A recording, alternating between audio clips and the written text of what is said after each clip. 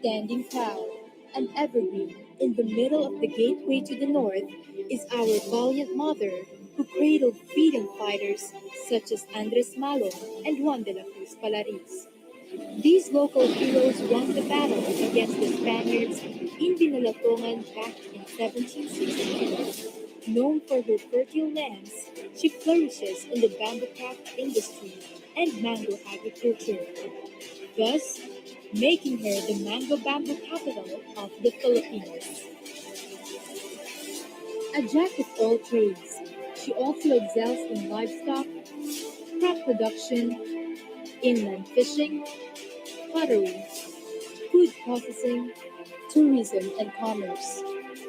Rich in history and architecture, she fronts historical landmarks such as the 400-year-old St. Dominic Church and the Speaker Eugenio Perez decade-old acacia tree.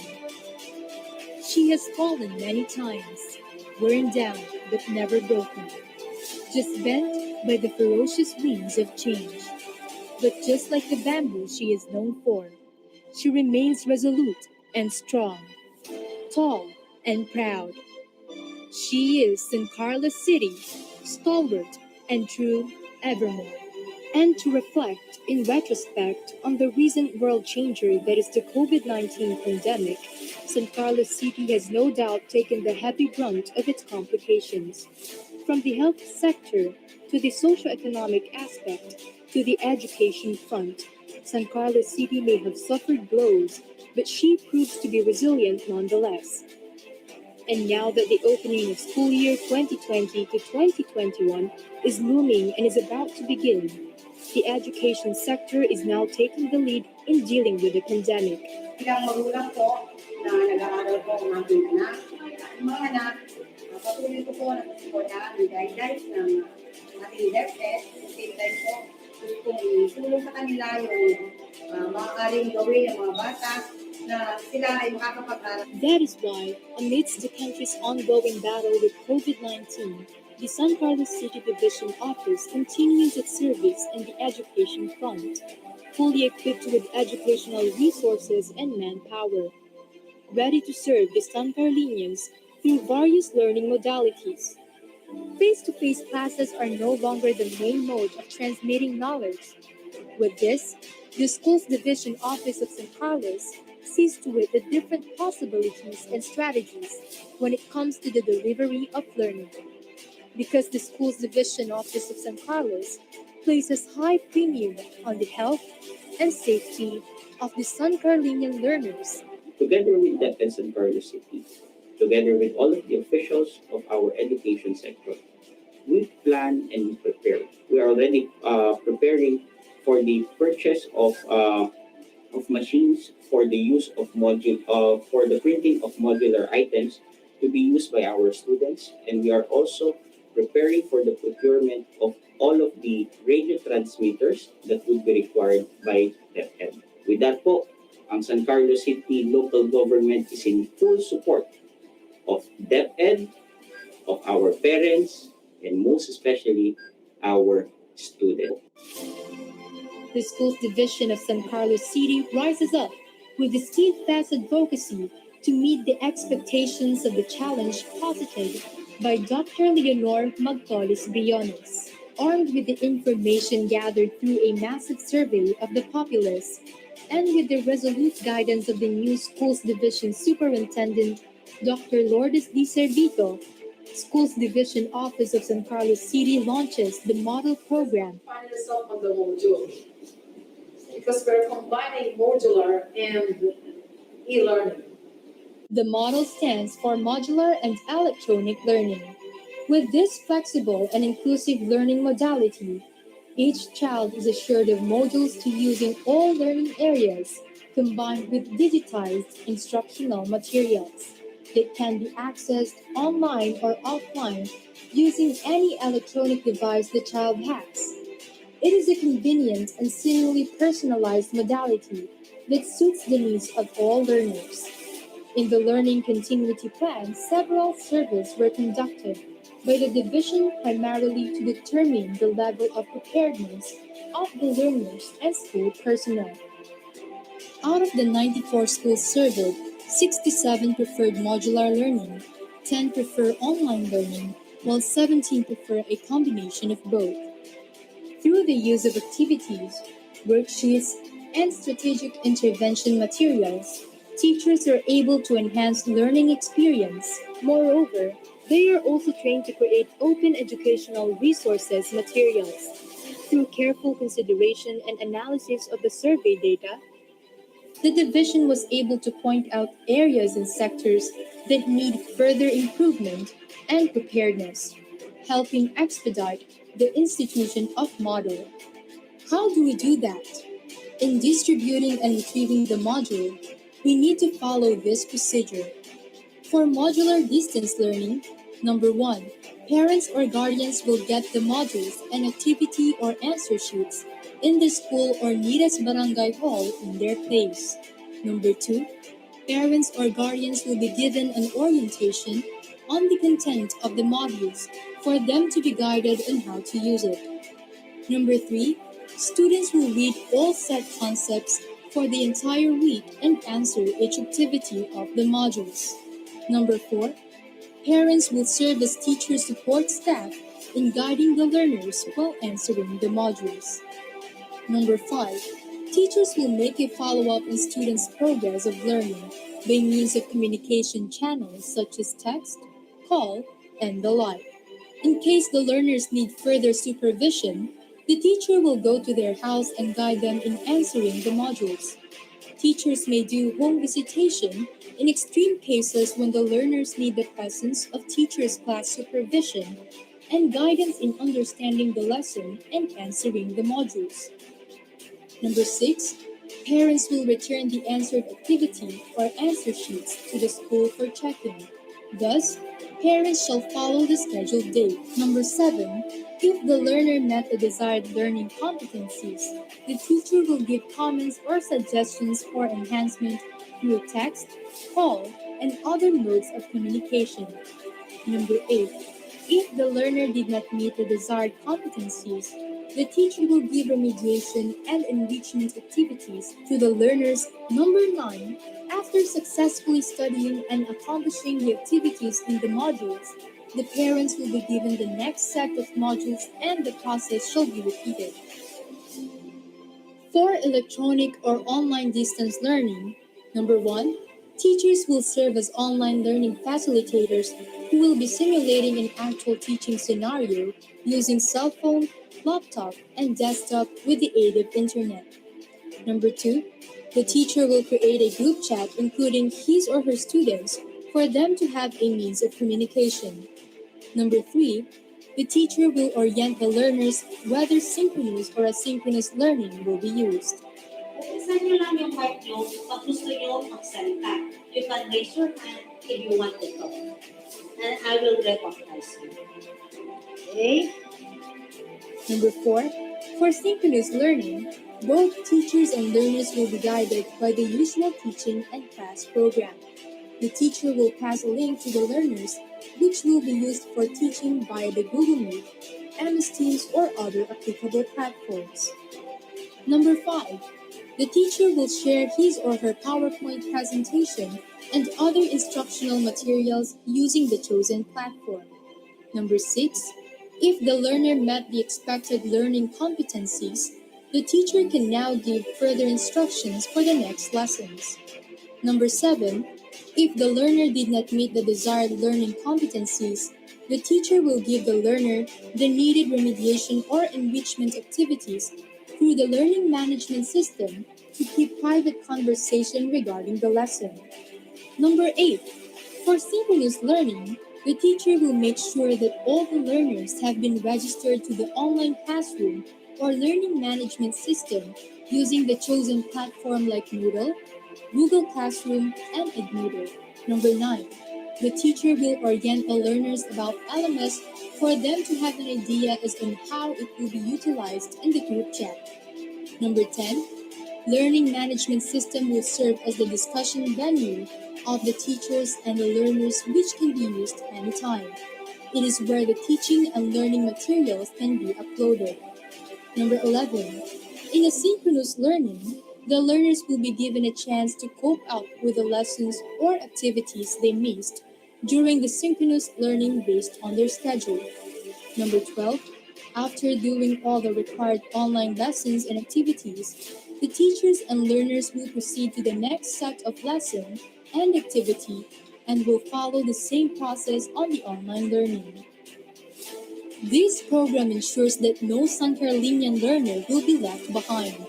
At the end of the day, the only question remains, what drives the school's division office of San Carlos City to push forward? It is our commitment that drives us. It is our passion for work that moves us. And with the careful and meticulous guidance of our school's division superintendent, Dr. Lourdes B. Servito, it is our synergistic belief that work is a gift and that learning is a blessing that moves us to weather this pandemic and situate that education is best served to the thousand-fold learners of San Carlos City. The learning modalities that we will use are not really one size fits all. To equip our learners' learning competencies, our teachers will need to use mixed modalities. We are so thankful for the support of our local government unit. Our LGU has already allocated an amount of 4.5 million for the reproduction of our modules. We already have coordinated with the parents and other stakeholders with regards to the modalities that we will use in teaching.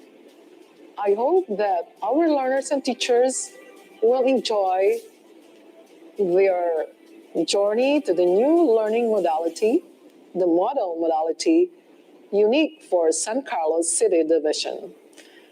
Happy teaching and enjoy learning. Like a bamboo, we push forward because we do it out of love, the genuine love for a learner.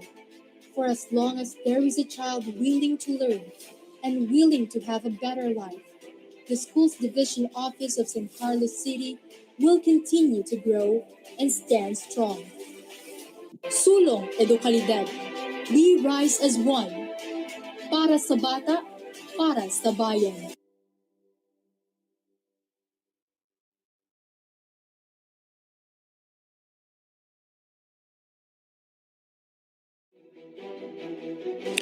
August 5, 2020, a remarkable day to recognize and celebrate a new way of learning in a new normal way. We conquer, we grow, we develop, we nurture, and we support in the name of genuine service. Para sa bata, para sa bayan. This is the tryout of Project Model. The model stands for Modular and Electronic Learning. With this flexible and inclusive learning modality, each child is assured of modules to use in all learning areas, combined with digitized instructional materials that can be accessed online or offline using any electronic device the child has. It is a convenient and seemingly personalized modality that suits the needs of all learners. Out of 94 schools, both elementary and secondary, 3 schools were chosen to do the pilot testing.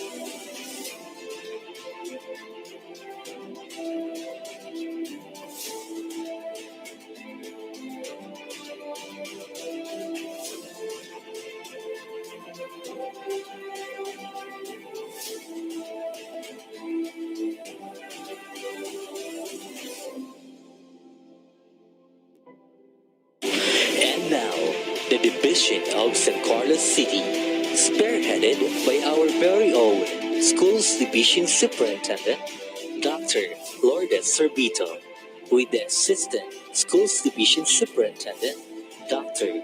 Diosdado Cayabyab, CID Chief, Dr.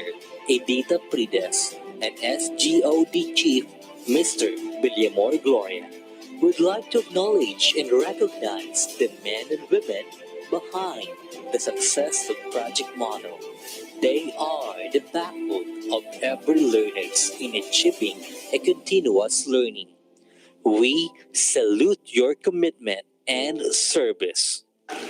Central 1 Elementary School, Pilot Teacher, Ma'am Margie Beltran, Master Teacher 1. Support Staff, Ma'am Angeline Paliso, Sir Rocky de la Cruz, Ma'am Nikki Ann Castro, Ma'am Zinaida Parayawan, Ma'am Michelle Cancino, Ma'am Fidela Tamundong, San Manzon, Sir Roger Valerio, Ma'am Casey Ray Cayabyab, Ma'am Brenda Cayabyab, Ma'am Rodeline Valerio, Sir Adrian Pitaka, Ma'am Annalie Ilumin, and Ma'am Rodora Rivera, with Ma'am Arsenila Bautista, Head Teacher 3, and their principal, Mr. Esmeraldo Canida.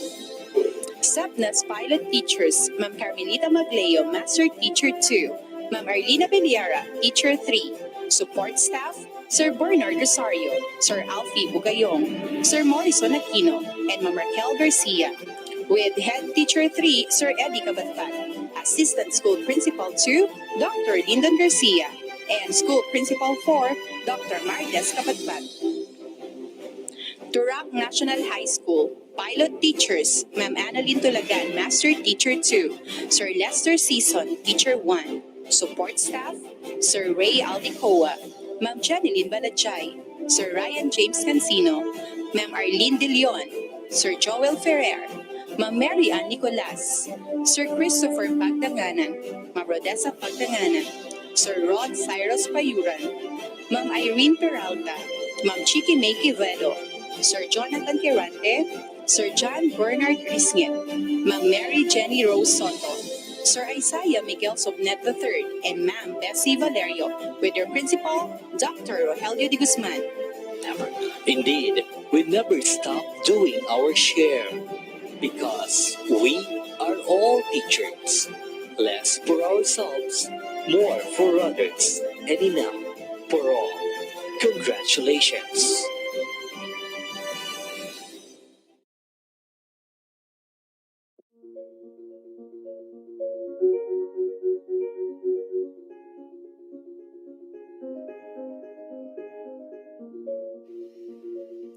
Carlos, the sturdy bamboo, and Carlene, the sweet mango.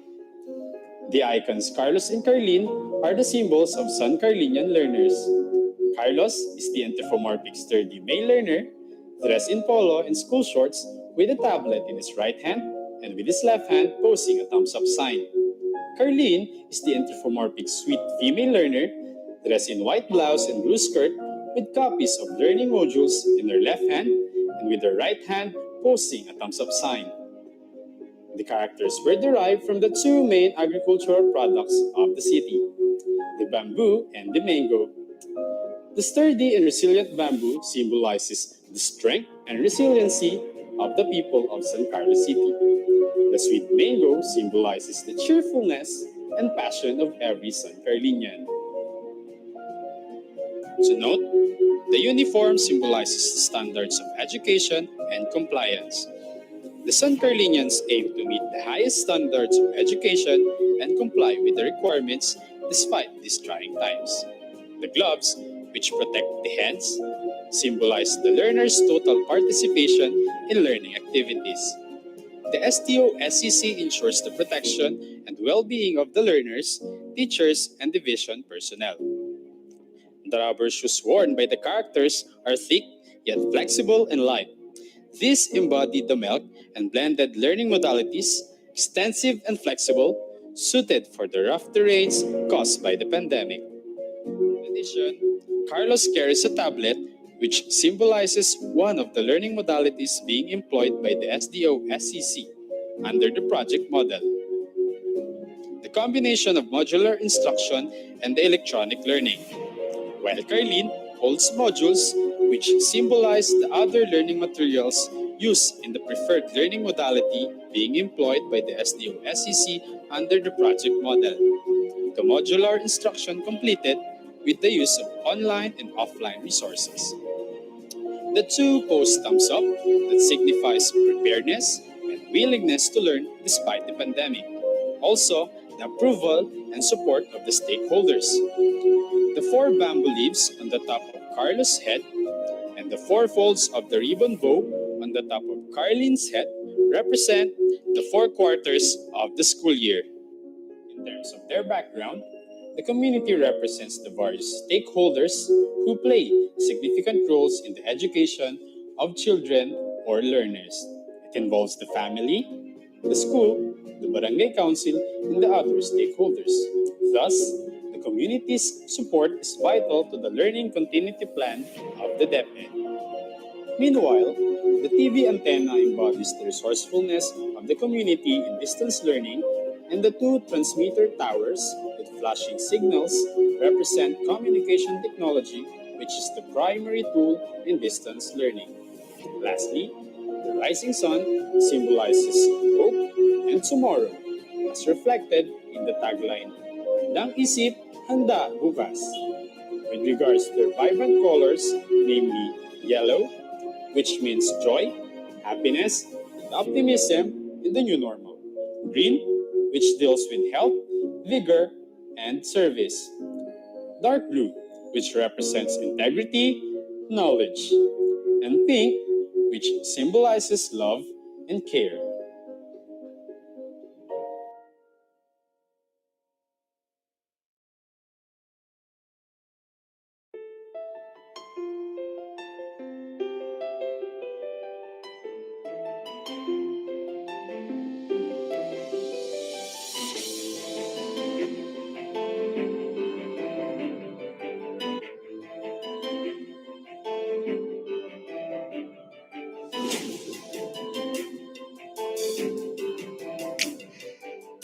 Ako ito. Ang aking mga paa ay walang pagundang nagpapatuloy sa bawat pag-abang. Bago-bago man ang daanan, ilang kalsada pa ba ang aking lalakarin? Ako ito. Ang aking isip ay tila umaayon sa agos ng tubig sa ilog sa tuwing aking mapagtatanto ang nangyayari sa kasalukuyan. Ilang ilog pa ba ang dapat bebayin? Ako ito. Ang aking mga mata ay nakatuon sa haba ng tulay na aking binabagtas. Tulay na siyang nagbibigay kulay sa aking paglalakbay. Ilang tulay pa kaya ang aking tatawirin? Halika at samahan mo ako sa aking kwento, sa aking makabuluhang paglalakbay. Simpleng pamumuhay lamang ang nais, ngunit hindi naman hangarin na masadlak sa kung anuman ang nakasanayang pagtitiis. Ang isip ay dapat maging bukas sa pagbabago. Sa bawat pagpadyak ng iyong mga paa, mararamdaman ang lakas ng pagdapo ng iyong talampakan sa pedal na tila nagsasabing, magpatuloy ka lang at sabayan ang ikot ng mundo gaya ng pag-andar ng mga gulong ng bisikletang iyong minamaneho. Masdan ang munting kilos, nakakainganyong tawa at natural na kamusmusan ng mga mag-aaral. Ikaw nga, ikaw ang siyang dahilan sa bawat paghakbang ng aking mga paa patungo sa lugar ng kaalaman. Kahit ilang tulay pa man iyan ay buong tapang kong tatawirin, maitawid lamang ang karunungan. Ikaw nga, ang bawat gabing pagpupuyat sa paggawa ng mga aralin na ituturo kinabukasan ay lubos na inaalam upang sa iyo ay maibahagi.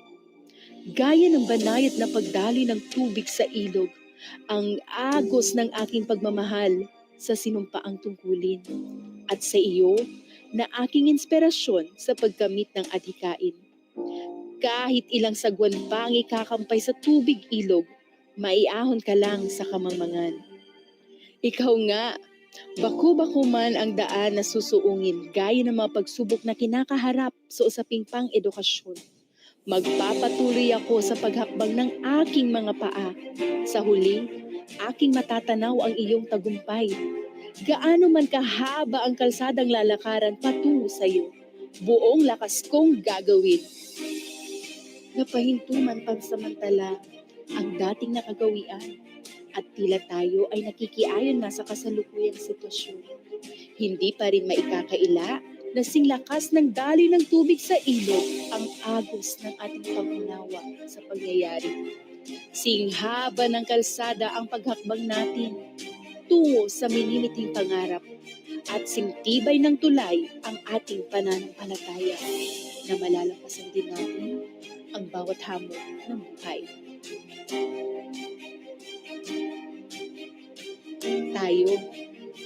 Tayo ang magpapatuloy ng ating kwento. Tayo ang bubuo sa ating mga pangarap. Tulad ng tubig sa ilog, malinaw ang ating nitiin. Tulad ng kalsada, malayo pa ang ating lalakbayin. Tulad ng tulay, matibay ang ating pundasyon na siyang gagabay sa ating pagtawid tungo sa matagumpay na pagsulong ng edukasyon.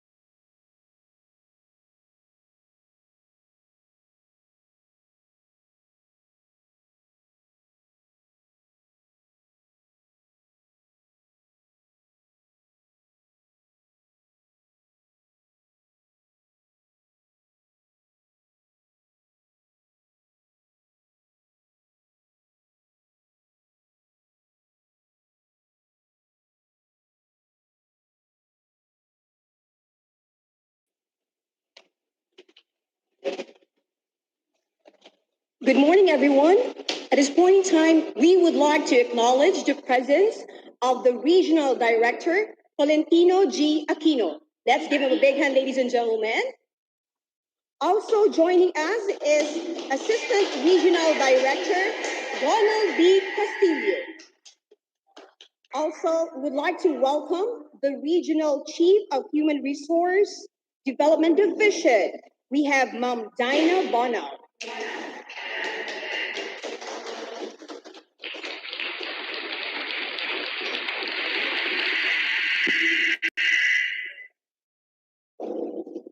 Okay, so we'd like to request our respective guests and VIPs to please find your comfortable seats.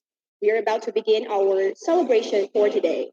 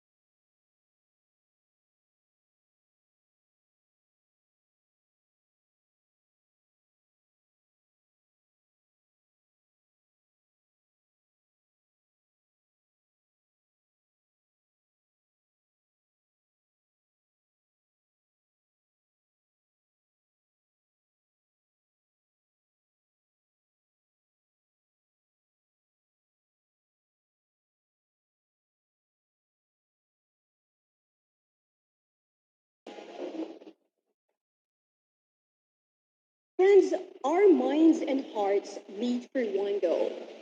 Talents and wisdom fuse for this one big celebration. Good morning, ladies and gentlemen. Good morning po sa ating lahat. Hello po.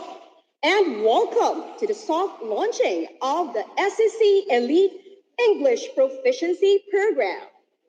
I'm so excited to have you all here. And of course, excited about all the amazing conversations we are going to have today. And so, at this point in time, let me first acknowledge the great efforts of these people who made this celebration possible. Starting off with our most esteemed guest, the face of leadership. Ladies and gentlemen, a resounding applause for Regional Director, Filipino G. Aquino. We also have, ladies and gentlemen, the highly eloquent Assistant Regional Director, Ronald D. Castillo.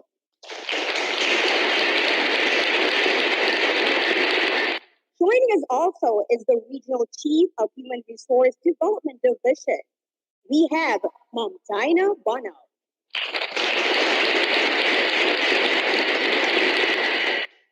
Of course, a woman of brilliance and passion for reading. Ladies and gentlemen, our Assistant Schools Division Superintendent, Officer in Charge, Office of the Schools Division Superintendent. Ladies and gentlemen, a big hand for Dr. Lourdes D. Servito, Special This time, make way for the man of charismatic leadership and humility. Our Assistant Schools Division Superintendent, Dr. Jostado I. Cayobiao, Special And of course, a woman with an empirical wit and eloquence. Ladies and gentlemen, our Curriculum Implementation Division Chief, Dr. Editha Resnit Fridas. We have also, ladies and gentlemen, the equally competent School Governance and Operation Division Chief, Dr. Villamor Q. Gloria. And of course, a woman of simplicity and dedication to the task at hand. Our Education Program Supervisor in English and MTB MLE. Ladies and gentlemen, the proponent for today's event, Dr. Lilibeth A. Magba. We also have, or joining us for today, are the high caliber Education Program Supervisors.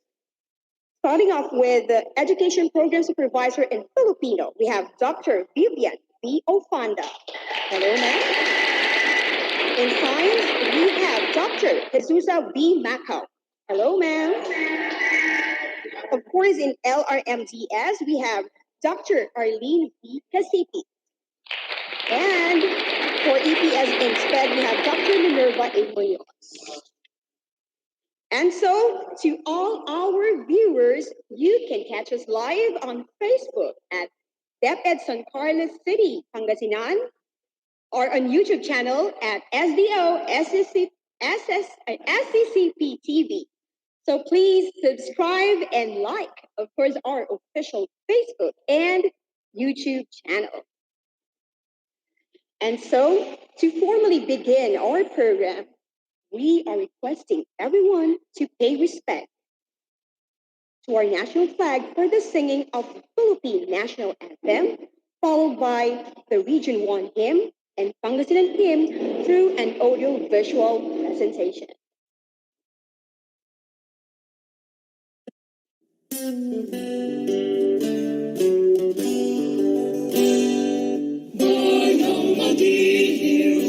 Silanganan, alam ng puso sa dating mo'y buhay.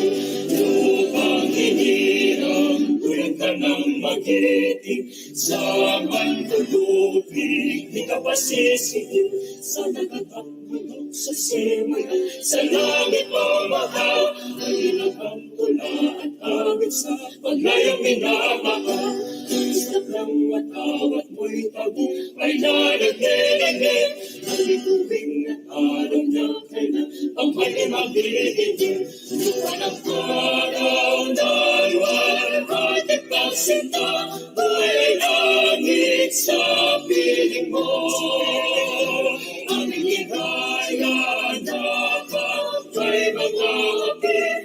Nagmamatay ng dahil sa'yo.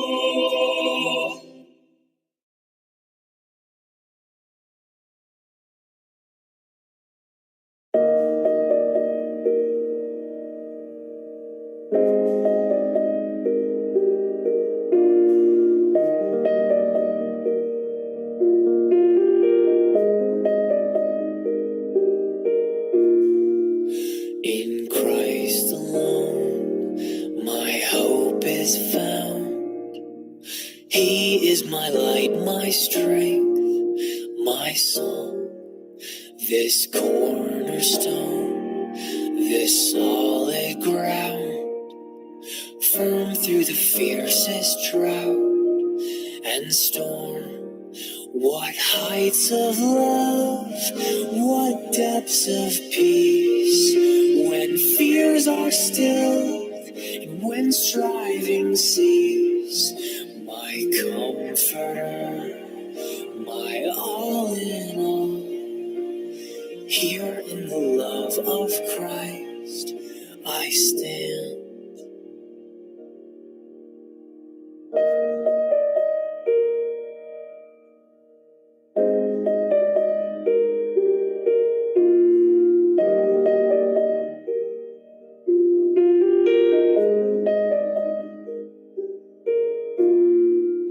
There in the ground his body lay, light of the world by darkness slain, then bursting forth in glorious day, up from the grave he rose again. And as he stands in victory, since curse has lost its grip on me, for I am his and he is mine, bought with the precious blood of Christ. No guilt in life, no fear in death. This is the power of Christ in me. From life's first cry to final breath, Jesus commands my destiny. No power of hell, no scheme of man can ever pluck me from his hand, till he returns or calls me home. Here in the power of Christ I'll stand, till he returns or calls me home. Here in the power of Christ I'll stand. Here in the power of Christ I'll stand.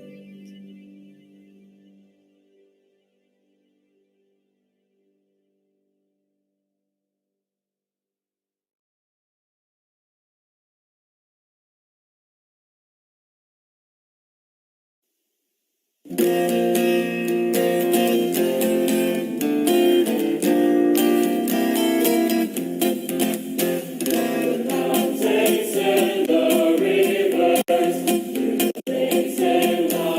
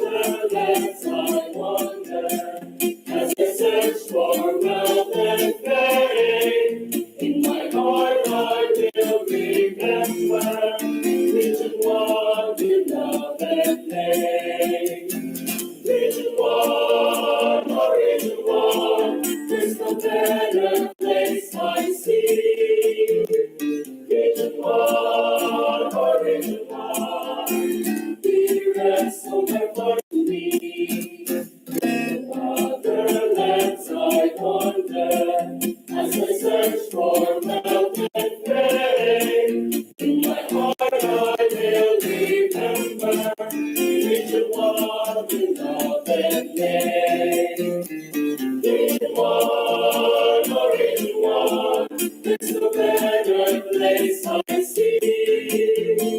Region 1, Region 1, dearest of my heart to me. Region 1, Region 1, there's no better place I see. Region 1, Region 1, dearest of my heart to me.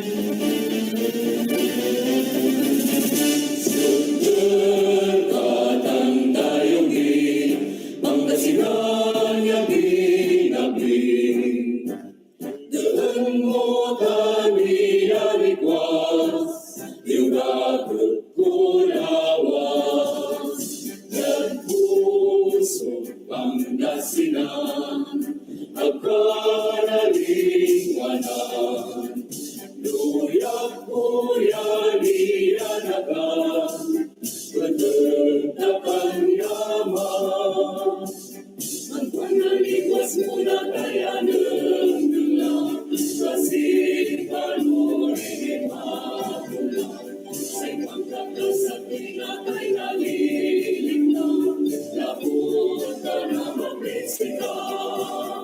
Sa'y dayan mo nang mo'y natukan sa'y naman, sa nagkakawalan ngayon. Naruratan sa mo Pangasinan, oriental lawas ng bayan. Lawas ng kantikang duro Pangasinan, arun katagayukuan.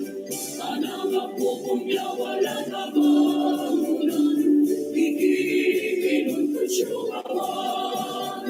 Pangasinan, luyang pinagyawan.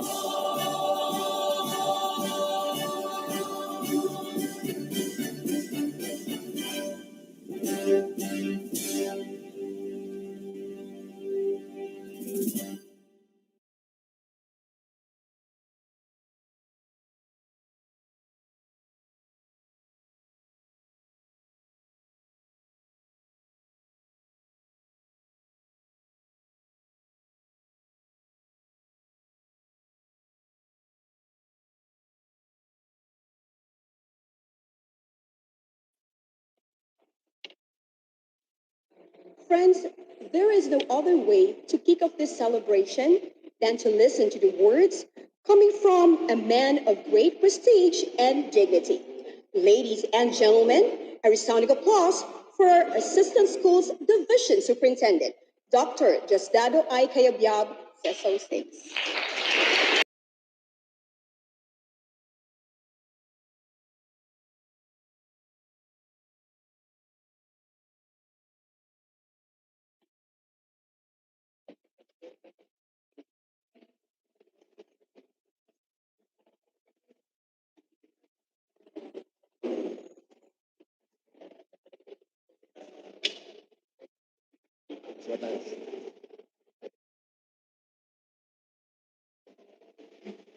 Thank you very much, Ma'am Leslie. Isang pagpalang umaga po sa ating lahat. Siyempre, gusto kong magbigay pugay muna sa lahat ng ating mga bisita ngayong umaga. From the presidential table, of course, headed by our beloved Regional Director, Sir Tolentino Aquino, Sir. Nandiyan din po ang ating pinakamamahal na Assistant Regional Director, Sir Ronald Castillo. Sir. Kasama po rin nila ang ating Chief ng Human Resource Development Division, Ma'am Dina Unaw. Siyempre ang ating ina ng division, Madam Lourdes Di Servito. Okay, palakpakan po natin. Ganon din sa dalawang hepe ng ating division, from the Schools Governance and Operations Division, Sir Amor Gloria, Sa Curriculum and Implementation Division, Ma'am Edita Prides. At sa lahat ng staff ng CID na nandito po ngayon, ang ating mga education program supervisors, at syempre ang ating mga minamahal na school heads who are now joining us online. Kumusta po kayong lahat? Okay. Magandang umaga po sa inyong lahat. At of course, our technical people, team here, are supporting us. Okay. Maraming salamat po sa inyong suporta. At once again, good morning sa ating lahat. Alam po ninyo, kaibigan, itong programang ito ay nailo-launch natin ngayon ay isang very timely and makabuluhang programa, isa sa mga makabuluhang programa sa ating division. Habang tinitignan ko po yung datos dito with regards to our reading profile in English, mayroon tayong more or less 5% non-readers. This is a division data. Frustration readers, parang umahabot siya ng more or less 40%. And instructional readers, ganun din, 45%, something like that. And we only have independent readers, parang 25%, something like that, based on the graph. So, this is what we want to address, my dear friends. Itong ating problems on non-readers and frustration readers. That's why we have this kind of program, and we would like to target a zero reader, okay? Zero non-readers by the end of 2022. So you will see that this is a long-term project, okay, that we would like to envision in our division. Because as you know, if we look at the data, siguro this is one of the reasons why our quest for increasing our not performance is being caused by this problem. Okay, our non-readers and our frustration level readers. Okay, so ito siguro yung isang kadahilanan. Okay, this is one of the root causes of why we cannot achieve our dream of increasing our performance level in NAT. So we would like to address this. Okay, gusto natin pong addressin ito. Okay? Kasi alam nyo, according to studies, children who tend to do better at school and are those learners who are good readers. Okay? Yan, that is the trend. And I agree with this. Okay? I think you also agree and you will also believe with that. Okay? Reading is really very important, particularly at our learners at early stage. Okay? Tututukan po natin yan. Yan po dapat ang ating tutok. Kasi habang bata pa sila, dapat marunong na silang magbasa. Why? Because pag hindi marunong magbasa ang mga bata, maintindihan ba nila ang ibang subject areas? Do you think maintindihan nila, masasagutan nila ng tama yung mga questions in other learning areas pag hindi sila marunong magbasa? So definitely, hindi. Okay? Mahihirapan ko silang makaintindi kung ano man yung instructions pagdating sa examinations pag hindi sila marunong magbasa. Kaya ang mangyayari dyan, pag nag-exam sila, kung ano lang yung maiisip nilang isagot, kumbaga, pambantot, kwandat Pangasinan, ganon yung nangyayari. That's why, nagsasuffer po ang ating result ng ating assessment. Okay? And because our learners are not good readers. Okay? And marami pong nade-develop na mga abilities ng ating bata through reading. Okay? Like for example, critical thinking. Okay? Okay? Critical thinking is being developed through reading. Okay? Critical thinking skills are crucial in helping students achieve more than the cursory understanding of any topic, and it helps them to form their own opinions. And this can be developed, as I've said, through reading. Reading requires a person to think and process information. Okay? Another is improve communication skills. Okay? Improving reading skills also goes beyond that day-to-day conversation. Okay? It develops communication skills among our learners. Okay? The more our learners will read, the more they will broaden their vocabulary and are able to articulate concepts accurately and more effectively to others. Okay? Another is yung more opportunities for them. Okay? When I say more opportunities, kung marunong silang magbasa in the near future, they will land good jobs. Okay?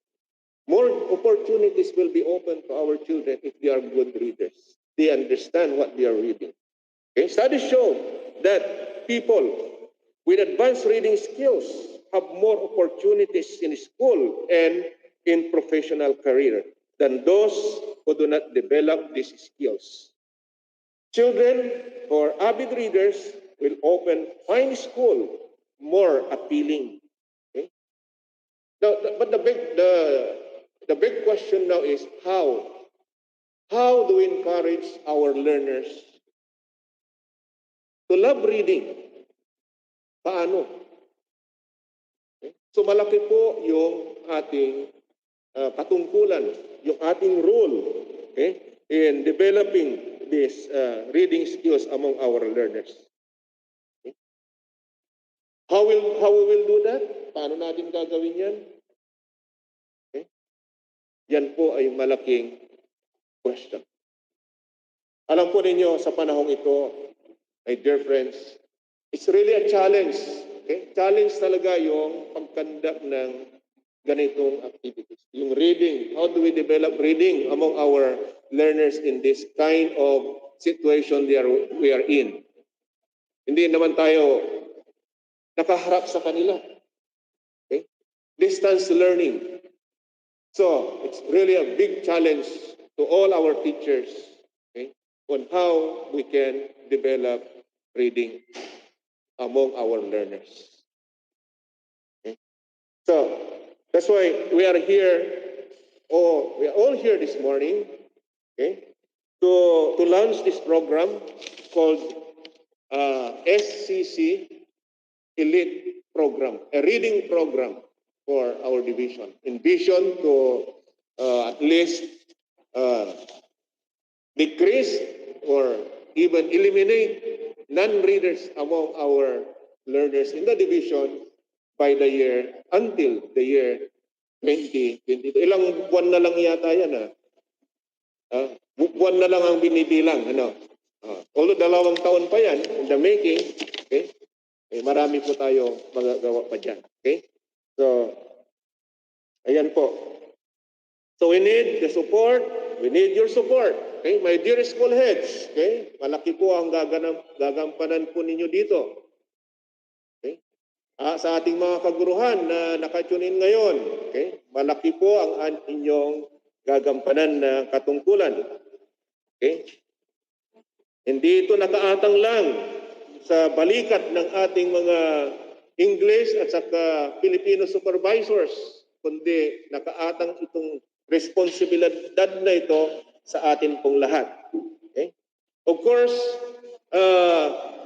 We would like to invite also and involve our parents kasi sila po yung nakatutok din sa ngayon habang wala pa tayong face-to-face. Sila yung nagpa-follow up ng mga status ng ating mga learners with regards to reading particularly. Kasi maganda kung yung mga parents mismo ay kasama ng kanilang mga anak na nagbabasa. Di po ba? Kasi itong mga anak natin, naghahanap ng role model yan sa pagbabasa. If they are with their parents, okay, reading, okay, then makikita nila na magiging modelo nila ngayon yung kanilang mga parents sa pagbabasa.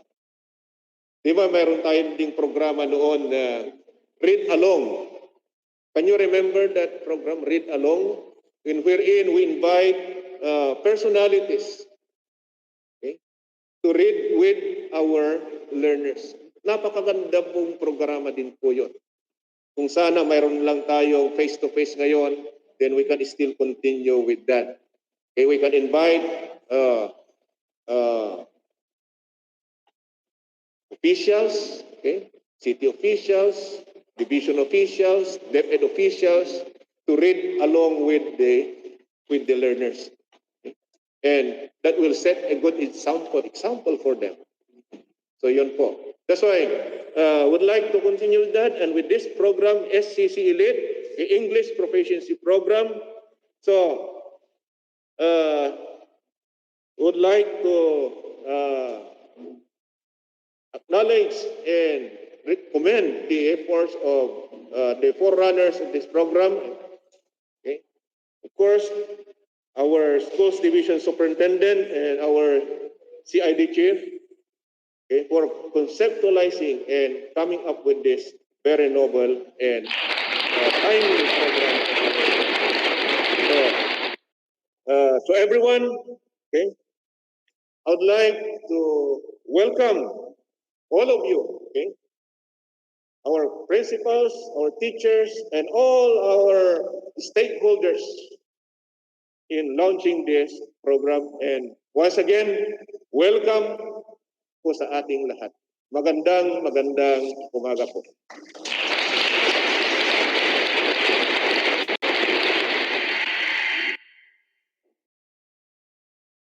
Thank you so much once again to Dr. Diosdado I. Quebiao for sharing those heartwarming message and of course very informative insights. Friends, according to Henry Ford, coming together is a beginning. Keeping together is a progress. And working together is success. And so, my dear friends, let's take a closer look on this video and be mesmerized as we all recognize the great efforts of these people who made this journey, the SCC-ELITE English Proficiency Program, possible.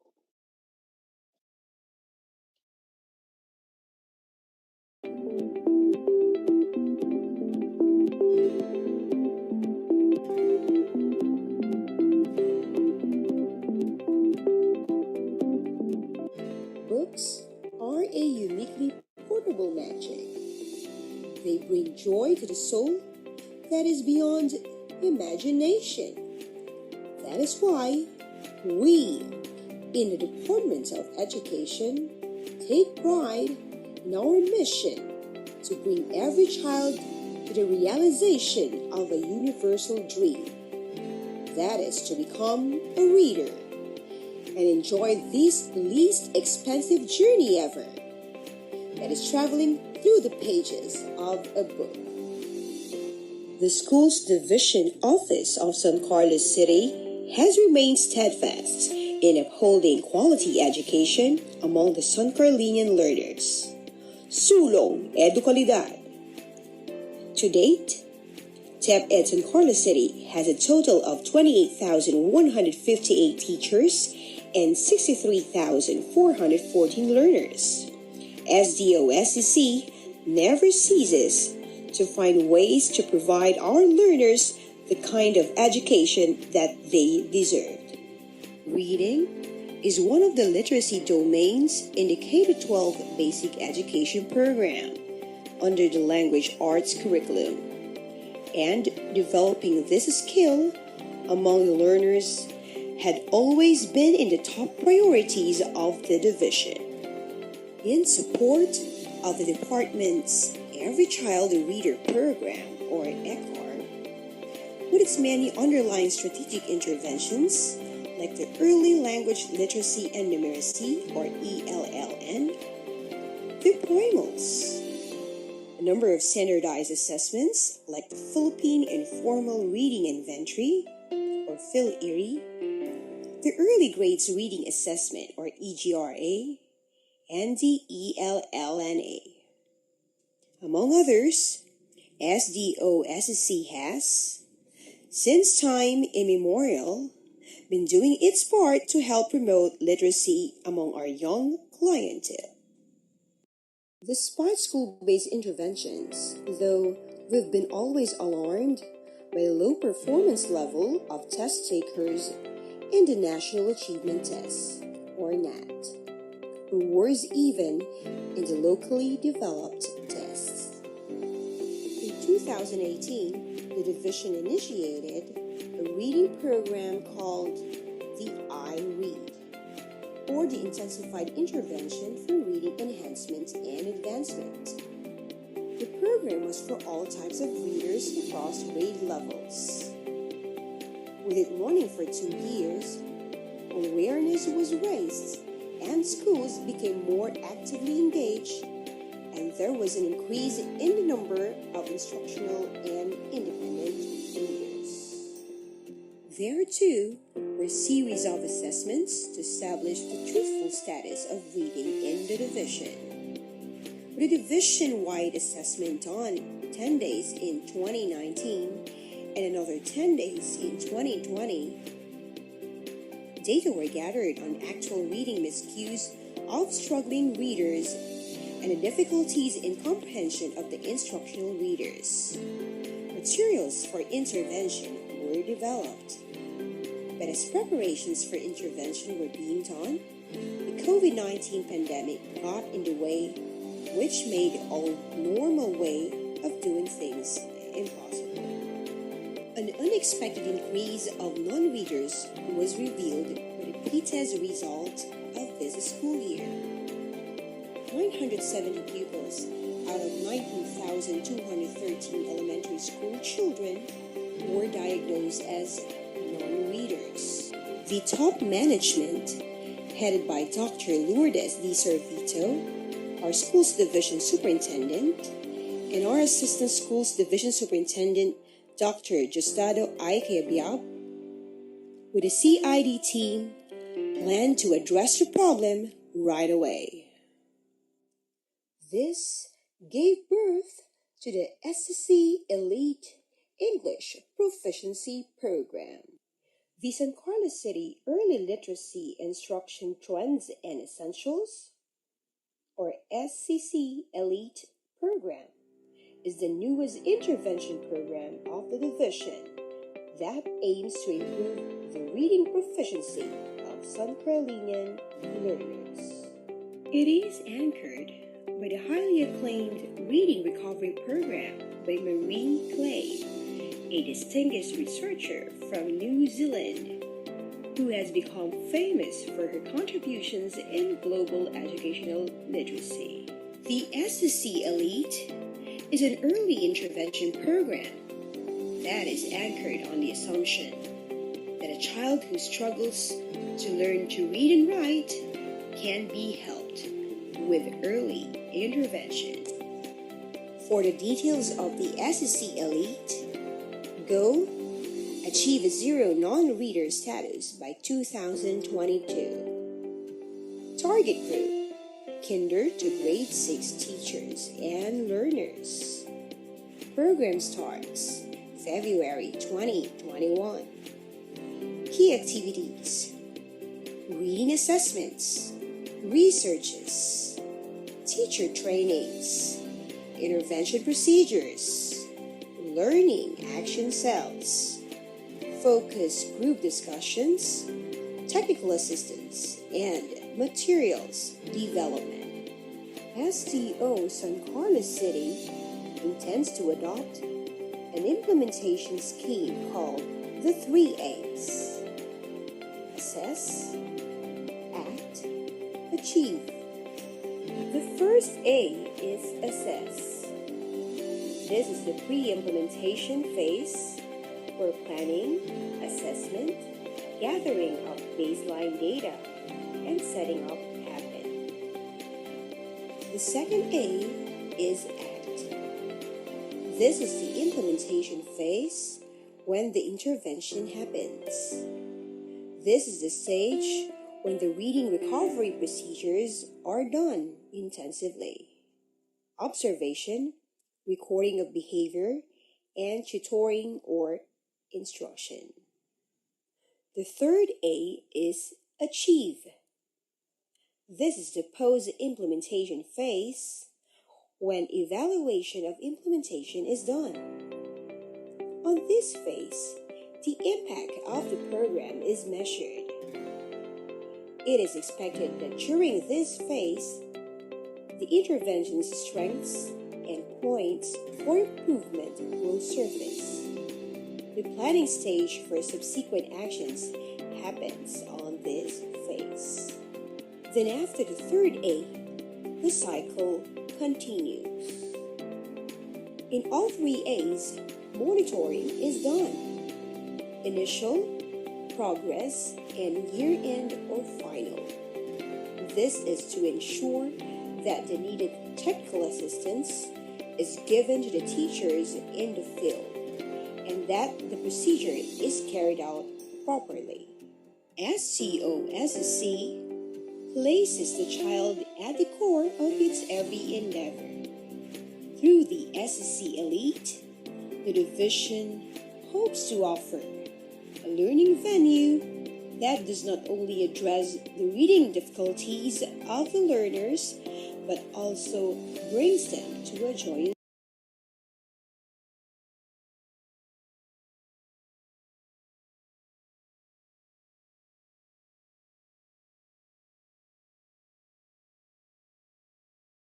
And truly,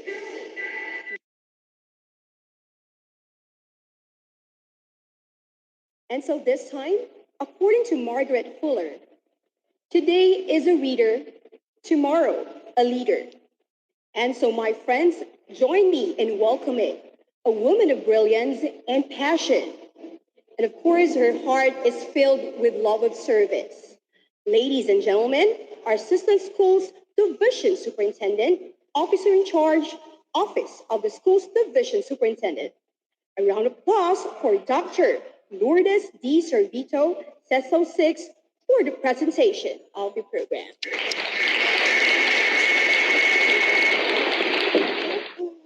Just excited.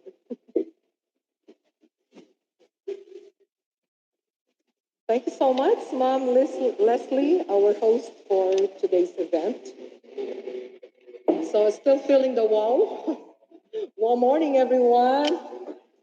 Just early this morning, we started with fun planting cacao with our special guest from the regional office, of course, headed by our regional director, Sir Tolentino G. Aquino.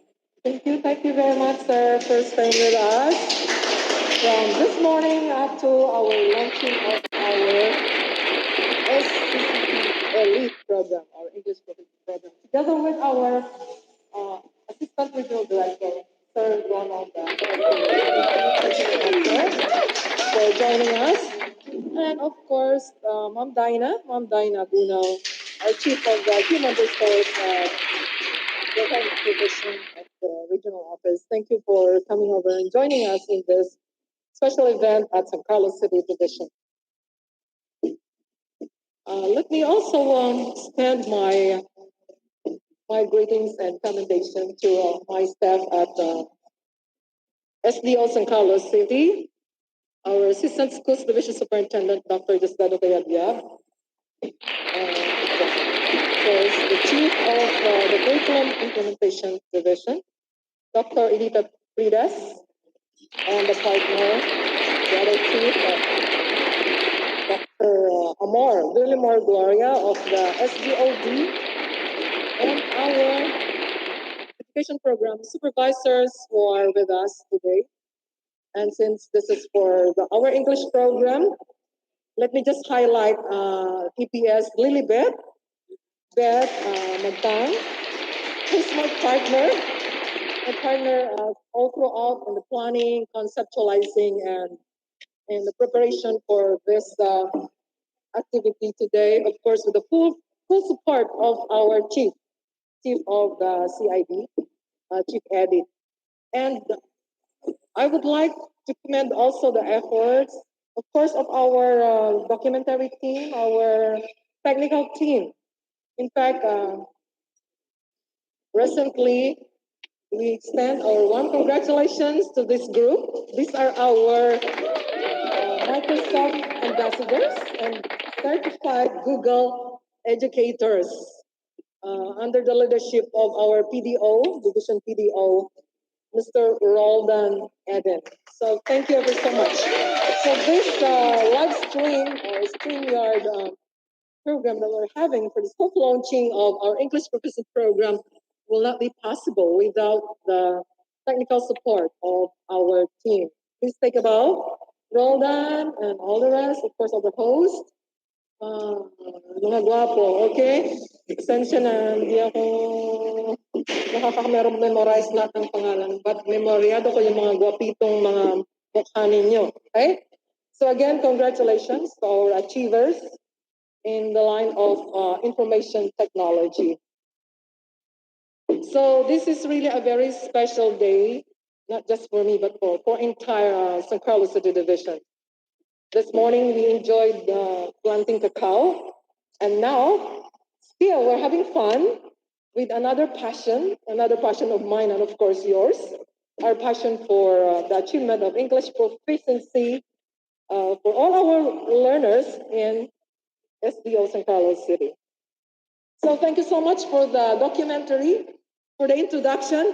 Actually, that really made my part easier, and it's going to be shorter. I'll just be mentioning some points that have triggered our passion and our desire to open up this program. I know that we have been doing this all throughout the DepEd, or even here in San Carlos City, because we started out with a lot of non-readers and frustration readers. And this existence of slow readers and non-readers has been validated by the performance of our learners nationwide. First, if I start with a national context, we're all aware of the result of the CPLM, okay, Southeast Asia Primary Learning Metrics, wherein Filipino grade 5 learners lag behind in the 3 R's, that is in reading, mathematics, and writing. So this was a pen and paper large-scale assessment for students conducted by the United Nations Children's Fund in February 2019. So a high percentage of our learners were in the lowest bands for reading, mathematical, and writing literacy. So perhaps or probably we are contributory to this problem, nationwide problem. And hopefully this time, we're going to be contributory to the solution of the problem. Also in the 2018, everyone is aware of this, that the result of the Philippines' participation to the Program for International Student Assessment, or the PISA thing, diba? Pinipisa-pisa tayo nito. PISA in 2018 also showed poor performance by our students because our country ranked second lowest out of 79 countries in both mathematical and scientific literacy. Well, it's mostly on mathematical and scientific literacy, but this would entail proficiency in the global language. So English proficiency is needed in order to succeed in all the different areas. Okay, as was stated earlier, also that, reading is the number one tool to learning anything, learning all the different subject areas. So in the local scenario, in the previous AVP audiovisual presentation, a profile of our learners was already presented, and that there's really the existence of a large number of non-readers and slow readers. I would not mention any more of the 2019, but of course, the latest one when we conducted the Phil Erie, in order to look at the status of our learners, is that in all the 59 elementary schools in San Carlos City, based on this assessment in October 2020, there were 6,337 pupils. Out of 16,465, that is composing 38%. So 38% of our learners are belonging to the category of non-readers and frustration readers. So I'm making this clear to all our participants to this activity, to this launching of our English Proficiency program. Right now, I can see on the screen that we already have 275 participants. These are teachers who are tasked to do research and who are going to be oriented on how to use the Merit Play tool reading recovery program. We're going to have the orientation by batch after this launching, and it's going to be by batch, so we will do it step by step and with just a smaller group. So I would like to say hi and aloha to our elementary school teachers, really putting in their efforts and their initiatives for us to be able to achieve our goal. Yes, our goal is, what is it? Our goal for this program is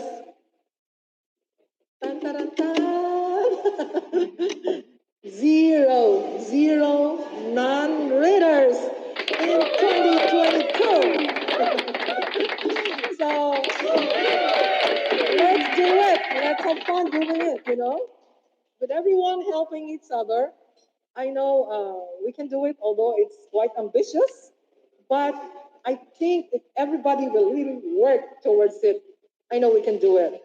We already have 2 teacher researchers who have done the initial assessment in the respective grade levels that they are assigned. Okay? So I'd also like to thank all our school heads, our very supportive school heads. So nandyan kayo lahat. 75 school heads. Please support all our teachers.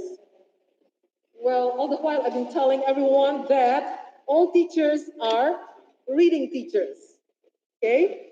So let's vote in. Let's vote in for this program. Well, we have a unique name for it, courtesy of our EPS in English, Beth. I like it. SCC-ELITE, San Carlos City Division, Early Literacy Trends and Essentials. That would represent our English proficiency program. We would like all San Carolinians to be proficient in the global language. And that we are starting out with the 6,337 pupils who belong to the category of non-readers and frustration readers. Hopefully, after this program, we will no longer be frustrated. Huh? So, I, for one, I always want to enjoy my work. And that is what I am inculcating to everyone. If we do planting, let's have fun planting. And if we do reading. Oh, let's have fun reading. Let's have fun and also enjoy this project, the SCC-ELITE. Hopefully, we will be really worthy for its name and hoping that we can achieve our goal. But I'm very optimistic that we can do it right here at San Carlos City Division. All the while, I was sharing it with our regional director, our regional officials, that I'm having fun serving San Carlos City Division, working with very talented teachers, very talented staff of the SDO. I told our RD that I'm now working with 8 CESOs and CESOE passers. So we have the potentials here at SDO San Carlos City. We have 6 more upcoming assistant superintendents and superintendents at that, maybe just before I retire. So again, I'd like to inspire everyone to do your work with fun, so that it's not going to be a burden. It's not going to be a hard work at all, or not really that hard. Well, the task will be hard, but it all depends on your attitude. Okay? So again, I would end with my favorite saying. You help me out. Arlene. Arlene is an upcoming ASBS. Ba't ko na bang i-announce dito? Huwag muna daw. Well, anyway, this is one of my principles in life. I'd like to share it with you. It's a privilege to work, you know. For me, the privilege to work is a blessing. So it's a blessing to be assigned at SDU San Carlos City. The power to work is a gift. Thank you for this gift. We all have our gifts, you know. We cannot work on these things or initiatives or innovations without our talents. And really, I was saying that I'm happy working with very highly talented, multi-talented people at San Carlos City. Now serving all our San Carlian learners in the 75 schools. And I think that is our physical schools. There are 75. But in terms of curriculum, we have 98 schools distributed strategically in the 86 barangays of San Carlos City. So the privilege to work is a gift, the power to work is a blessing, and the love of work is success. That's my secret to success, but I owe that from the original author, David O. McKay. So thank you. Have a happy morning. Aloha, everyone, and enjoy.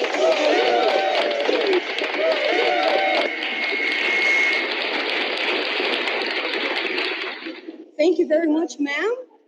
Dr. Lourdes D. Servito. Once again, a big hand for Dr. Servito. And of course, your presentation or your uplifting words set a perfect vision for this auspicious occasion. This time, ladies and gentlemen, it is a matter of grand pleasure to listen to a heartfelt message coming from a face of a great visionary leader. Ladies and gentlemen, join me in welcoming Regional Director Tolentino G. Aquino.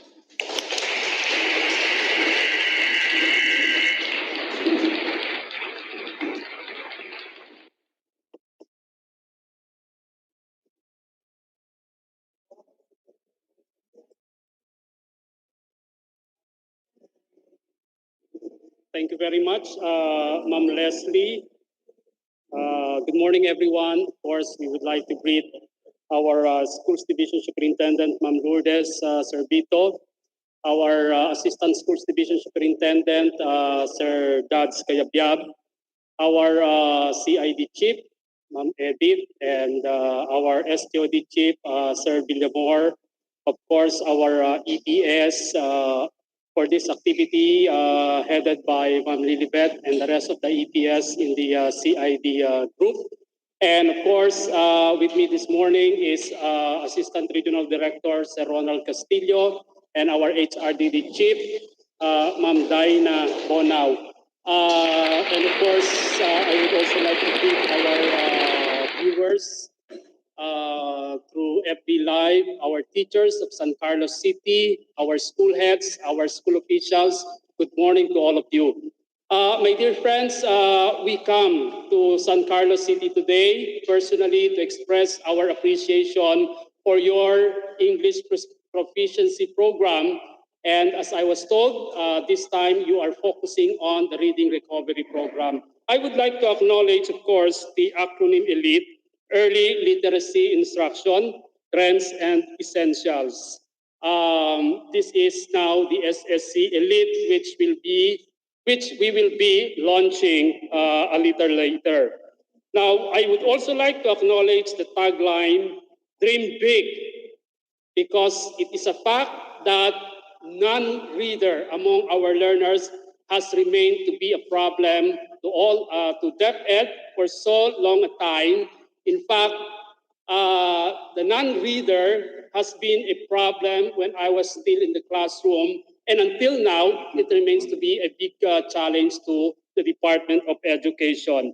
Now, we congratulate and we commend San Carlos City Division for coming up with the SCC-ELITE. And as I said, this time focusing on the Reading Recovery Program. And I would just like to stress that we are doing this not because we would want our learners to rate high in different achievement tests, national and international, but because we would like them to read. Because we believe as educators that reading is a learning tool, and we know that when they become readers, this will facilitate learning to all the other learning areas that they meet in the school or in any part of their life in the future. Now, we understand that there are various aspects or factors that affect the readability of our learners. And of course, one of these is a skillful teacher. And we have to train our teachers how to become reading teachers. And for the Department of Education Region 1, it is our dream to make every teacher be a reading teacher from the elementary up to the secondary level. In fact, we would like to inform you that right now, our DepEd Region 1 regional office is negotiating with our counterparts in the Commission on Higher Education and other universities catering to education courses to help us develop reading teachers among our readers in the entire DepEd Region 1. Now, my dear friends, as I look at the program design, your target is 0 non-reader by 2022. And so, my dear friends, ladies and gentlemen, we look forward to coming back to San Carlos City in 2022 and finally tell each one of us, at last, dream come true. Our non-readers have become elite readers.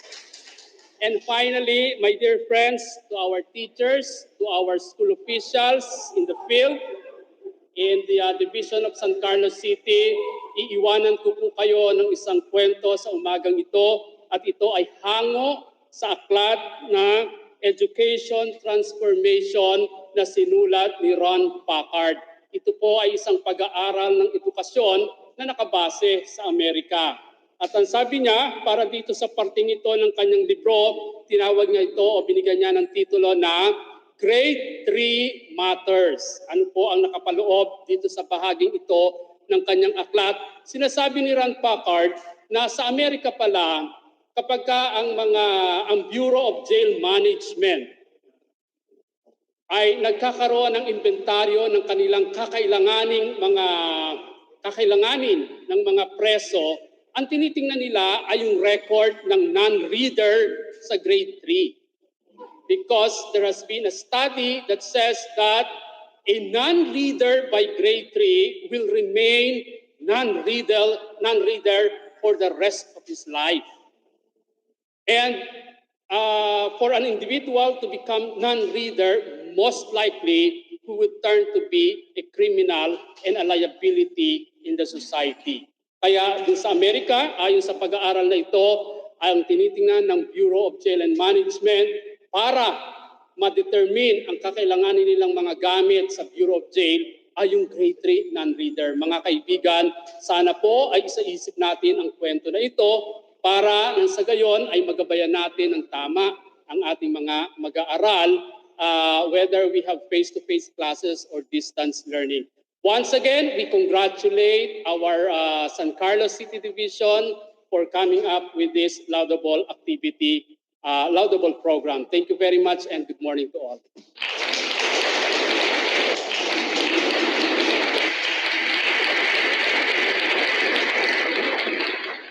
Wow, that was amazing. Thank you so much, Director, Regional Director Tolentino G. Aquino, for those searing message. And of course, San Carlos City Division, we're very pleased to have you here, sir. This time, let's have a short health break. So we'll be back for a short while. Okay, so this time, on this auspicious event, we now come to witness the unveiling of the SCC-ELITE English Proficiency Program. Director Tolentino G. Aquino, Assistant Regional Director Ronald B. Castillo. We also have SDS Lourdes D. Servito. We have ASDS Jostado Aykeabiab, our CID Chief, Dr. Edita Rizngit Fridas. We also have Regional HRDD, Ma'am Dinah Bonao. Joining us also is SGOD Chief, Mr. Villamor Q. Gloria. And of course, Dr. Lilibeth Magtang. Once again, we invite on stage for the unveiling, we have Regional Director Tolentino Aquino, ARD Ronald B. Castillo, SDS Lourdes D. Servito. We have Ma'am Bonao. Also, we have Sir Josdado Aykeabiab, CID Chief Edita Rizget Fridas, and SDOdo Chief Villamor Q. Gloria.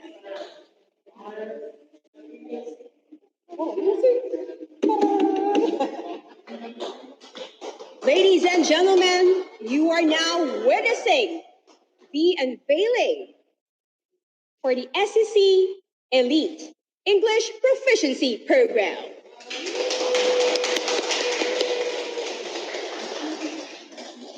There you have it, ladies and gentlemen. Congratulations, San Carlos City Division as well.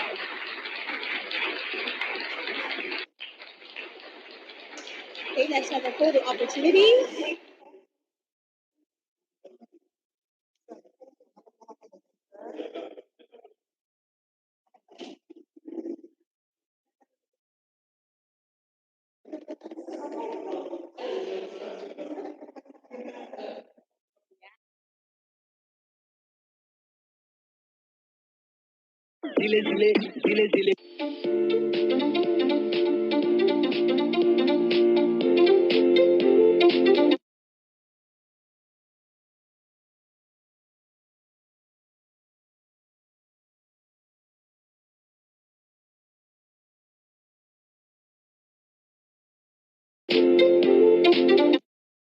Okay, so friends, on this auspicious event, we rededicate our commitment to strive for oneness.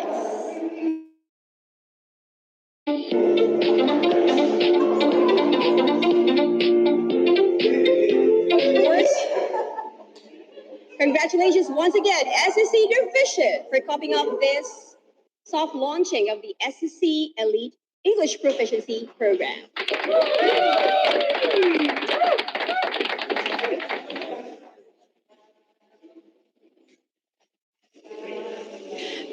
And of course, this time, let's pause for a break for some for a health break, I should say. So enjoy your meal. We'll be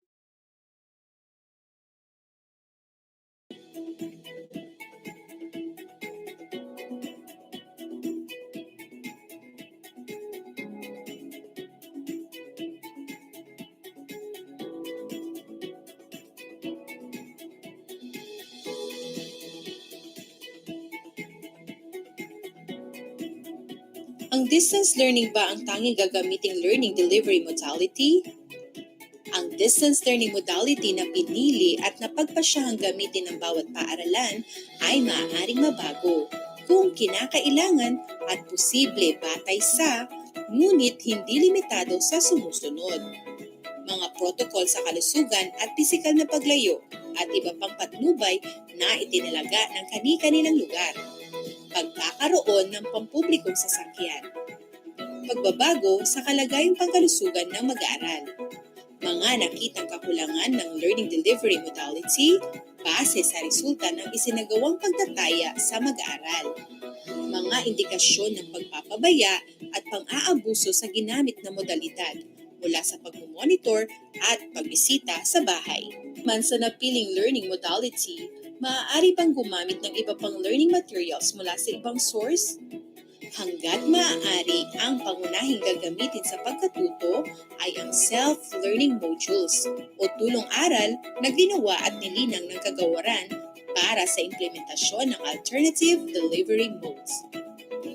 Ang mga self-learning modules na ito ang pangunahing sanggunian sa paglikha ng iba't ibang pangnilalamang format gaya ng, pero hindi limitado sa digital formats ng flat PDF at electronic self-learning module, video pang-edukasyon, radio at iba pa.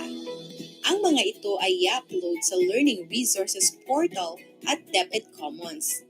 Nakabatay lahat ang mga ito sa natukoy na most essential learning competencies o pinakamahalagang kasanayang pampagkatuto. Ano ang gagawin sa mga mag-aaral na hindi nakatutugon sa itinakdang pangangailangan sa bawat paksang aralin?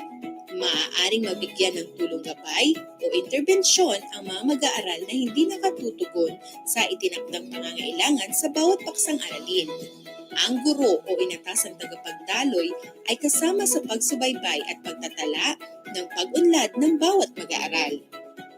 Paano naman kung hindi makapaglaan ng oras ang mga magulang para matulungan at magabayan ang kanilang mga anak sa kanilang pag-aaral?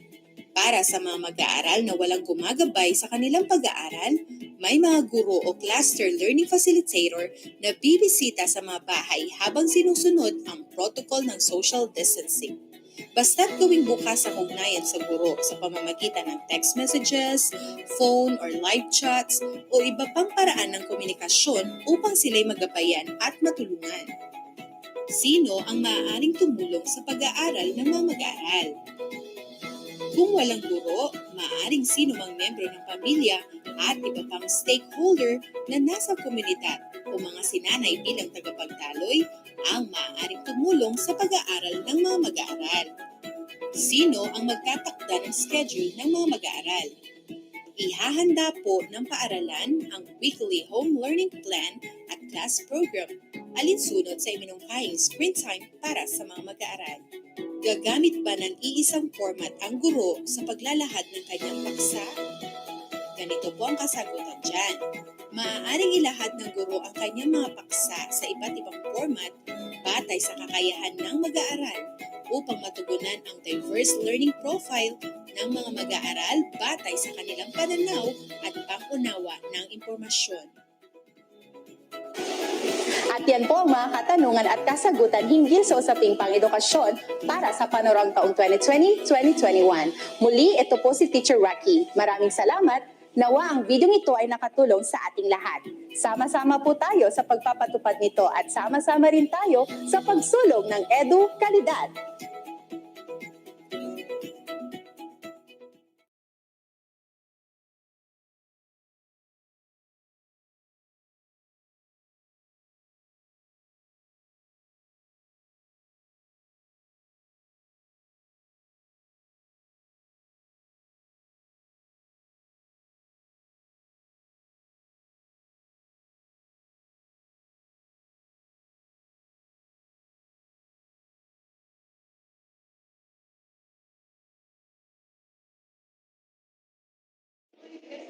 Okay, so friends, this time we'll have a lunch break for a while and we'll exactly 1 o'clock. So please stay tuned and don't forget to like and share our Facebook official page. Thank you.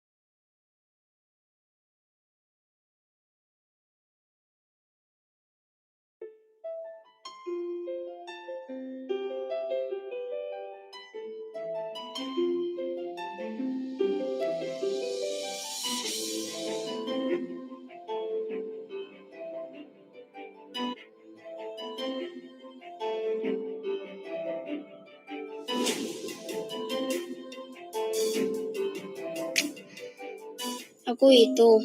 Ang aking mga paa ay walang pagundang nagpapatuloy sa bawat pag-abang. Bago-bago man ang daanan, ilang kalsada pa ba ang aking lalakarin? Ako ito. Ang aking isip ay tila umaayon sa agos ng tubig sa ilog sa tuwing aking mapagtatanto ang nangyayari sa kasalukuyan. Ilang ilog pa ba ang dapat bebayin? Ako ito. Ang aking mga mata ay nakatuon sa haba ng tulay na aking binabagtas. Tulay na siyang nagbibigay kulay sa aking paglalakbay. Ilang tulay pa kaya ang aking tatawirin? Halika at samahan mo ako sa aking kwento, sa aking makabuluhang paglalakbay. Simpleng pamumuhay lamang ang nais, ngunit hindi naman hangarin na masadlak sa kung anuman ang nakasanayang pagtitiis. Ang isip ay dapat maging bukas sa pagbabago. Sa bawat pagpadyak ng iyong mga paa, mararamdaman ang lakas ng pagdapo ng iyong talampakan sa pedal na tila nagsasabing, magpatuloy ka lang at sabayan ang ikot ng mundo gaya ng pag-andar ng mga gulong ng bisikletang iyong minamaneho. Masdan ang munting kilos, nakakainggan yung tawa at natural na kamusmusan ng mga mag-aaral. Ikaw nga, ikaw ang siyang dahilan sa bawat paghakbang ng aking mga paa patungo sa lugar ng kaalaman. Kahit ilang tulay pa man iyan ay buong tapang kong tatawirin, maitawid lamang ang karunungan. Ikaw nga, ang bawat gabing pagpupuyat sa paggawa ng mga aralin na ituturo kinabukasan ay lubos na inaalam upang sa iyo ay maibahagi. Gaya ng banayad na pagdaloy ng tubig sa ilog, ang agos ng aking pagmamahal sa sinumpaang tungkulin. At sa iyo na aking inspirasyon sa pagkamit ng adhikain. Kahit ilang sagwan pa ang ikakampay sa tubig ilog, maiahon ka lang sa kamangmangan. Ikaw nga, bako-bako man ang daan na susuungin gaya ng mga pagsubok na kinakaharap sa usaping pang-edukasyon. Magpapatuloy ako sa paghakbang ng aking mga paa. Sa huli, aking matatanaw ang iyong tagumpay. Gaano man kahaba ang kalsadang lalakaran patungo sa iyo, buong lakas kong gagawin. Napahinto man pansamantala ang dating nakagawian at tila tayo ay nakikiayon na sa kasalukuyang sitwasyon. Hindi pa rin maikakaila na singlakas ng daloy ng tubig sa ilog ang agos ng ating pangunawa sa pangyayari. Singhaba ng kalsada ang paghakbang natin tungo sa minimiting pangarap at singtibay ng tulay ang ating pananampalataya na malalampasan din natin ang bawat hamon ng buhay.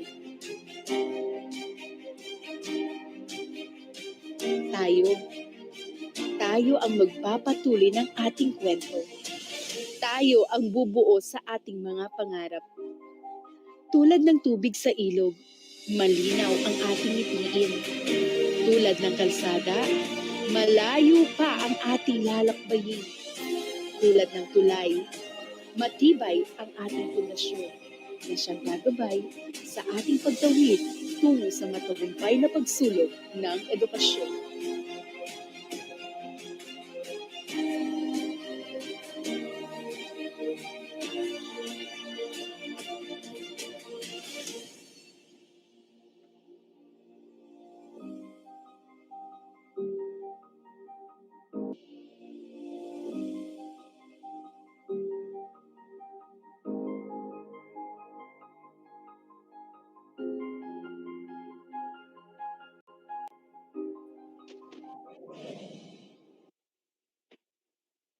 And we're back. Once again, good afternoon, San Carlos City Division, and to all our viewers on Facebook and YouTube channel. And so, friends, as we continue to navigate through these unsolicited times, we positively respond to the challenges that we are facing. And so today, let us all listen to our able speakers who have the difficult job in singing out the best of this SCC-ELITE English Proficiency program. And to start off, I would like to call in very able, and a woman of simplicity and dedication to the task at hand. Our education program supervisor in English, and also MLE, the proponent for today's event. Ladies and gentlemen, a resounding applause for Dr. Lilibeth A. Magpal.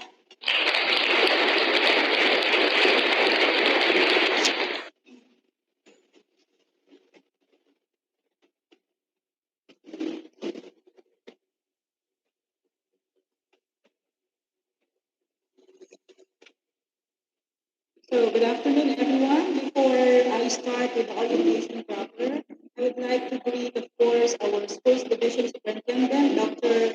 Lourdes D. Servito. Also, our Assistant Schools Division Superintendent, Dr. Gisdado Aitayab. Our two chiefs, no? The chief for SGOD, Sir Villamor Gloria, and our chief in the Curriculum and Implementation Division, Dr. Edith Fridas. And of course, I would like to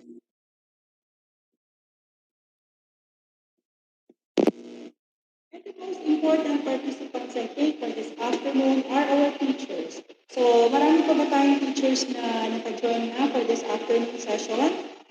This is the part of the launching and orientation where all of us, all the participants will be able to know the whats, the whys, and the hows of the SCC-ELITE. Okay, so let's start with the orientation proper.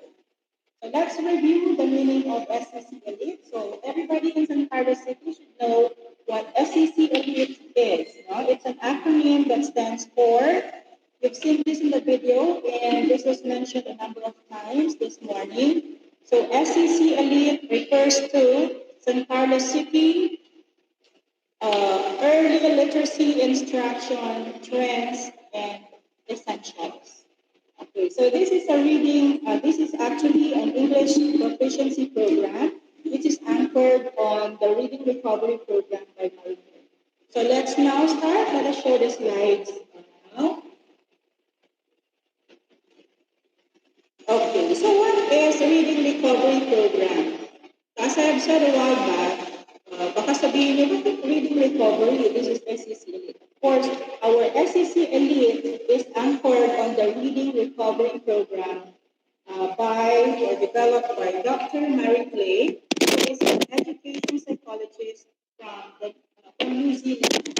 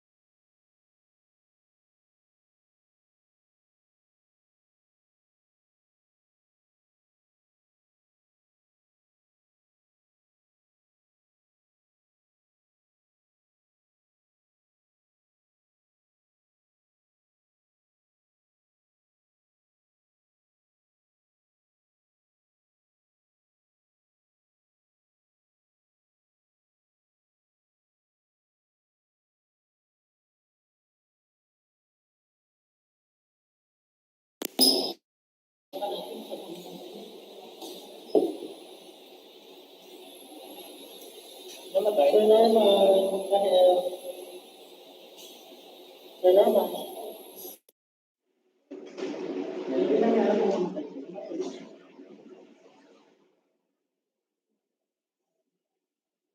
Hello? Hello, Mike. Ma'am, itong ay, sandali nga. Wala na.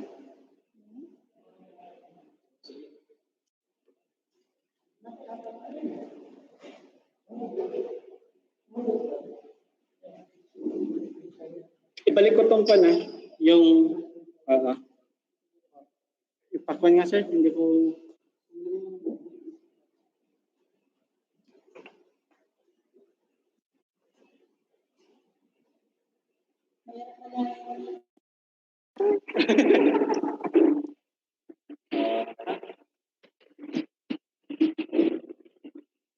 micro,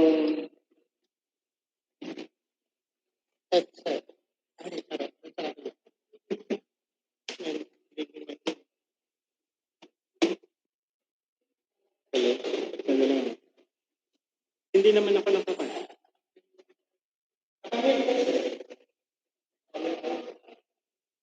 Hindi ako. Start natin yung slide doon na lang sa orientation proper.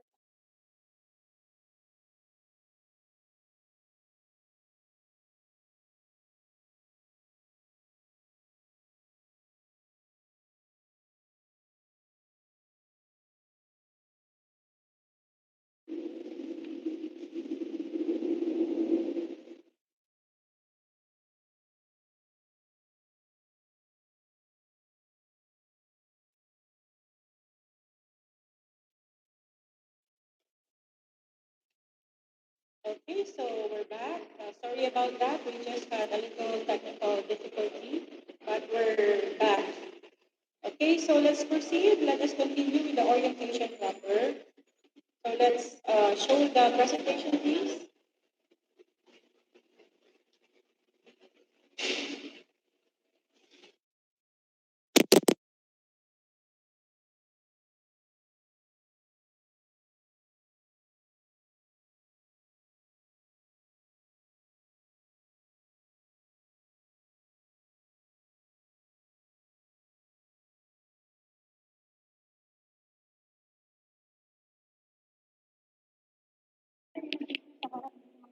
Hello, mic test. Ma'am, magsalita lang tayo. Okay, yung mic.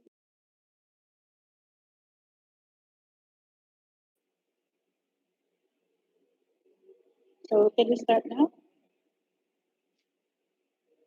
Naririnig na po ako? Okay. Sorry about that again, but we're again back here and we will now proceed to the orientation proper. Okay, so as I was saying, the SCC-ELITE is anchored on the Reading Recovery Program, and this Reading Recovery Program was developed by Dr. Marie Clay, who is an educator psychologist from New Zealand.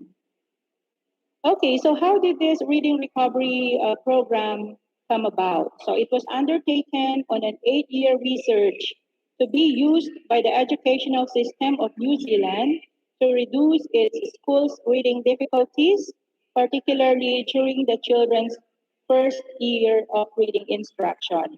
So meaning to say, this RRP didn't just come out. No, it is actually a result of an 8-year research, no? So medyo mahaba na research yun, no? Okay, so let's proceed to the next slide.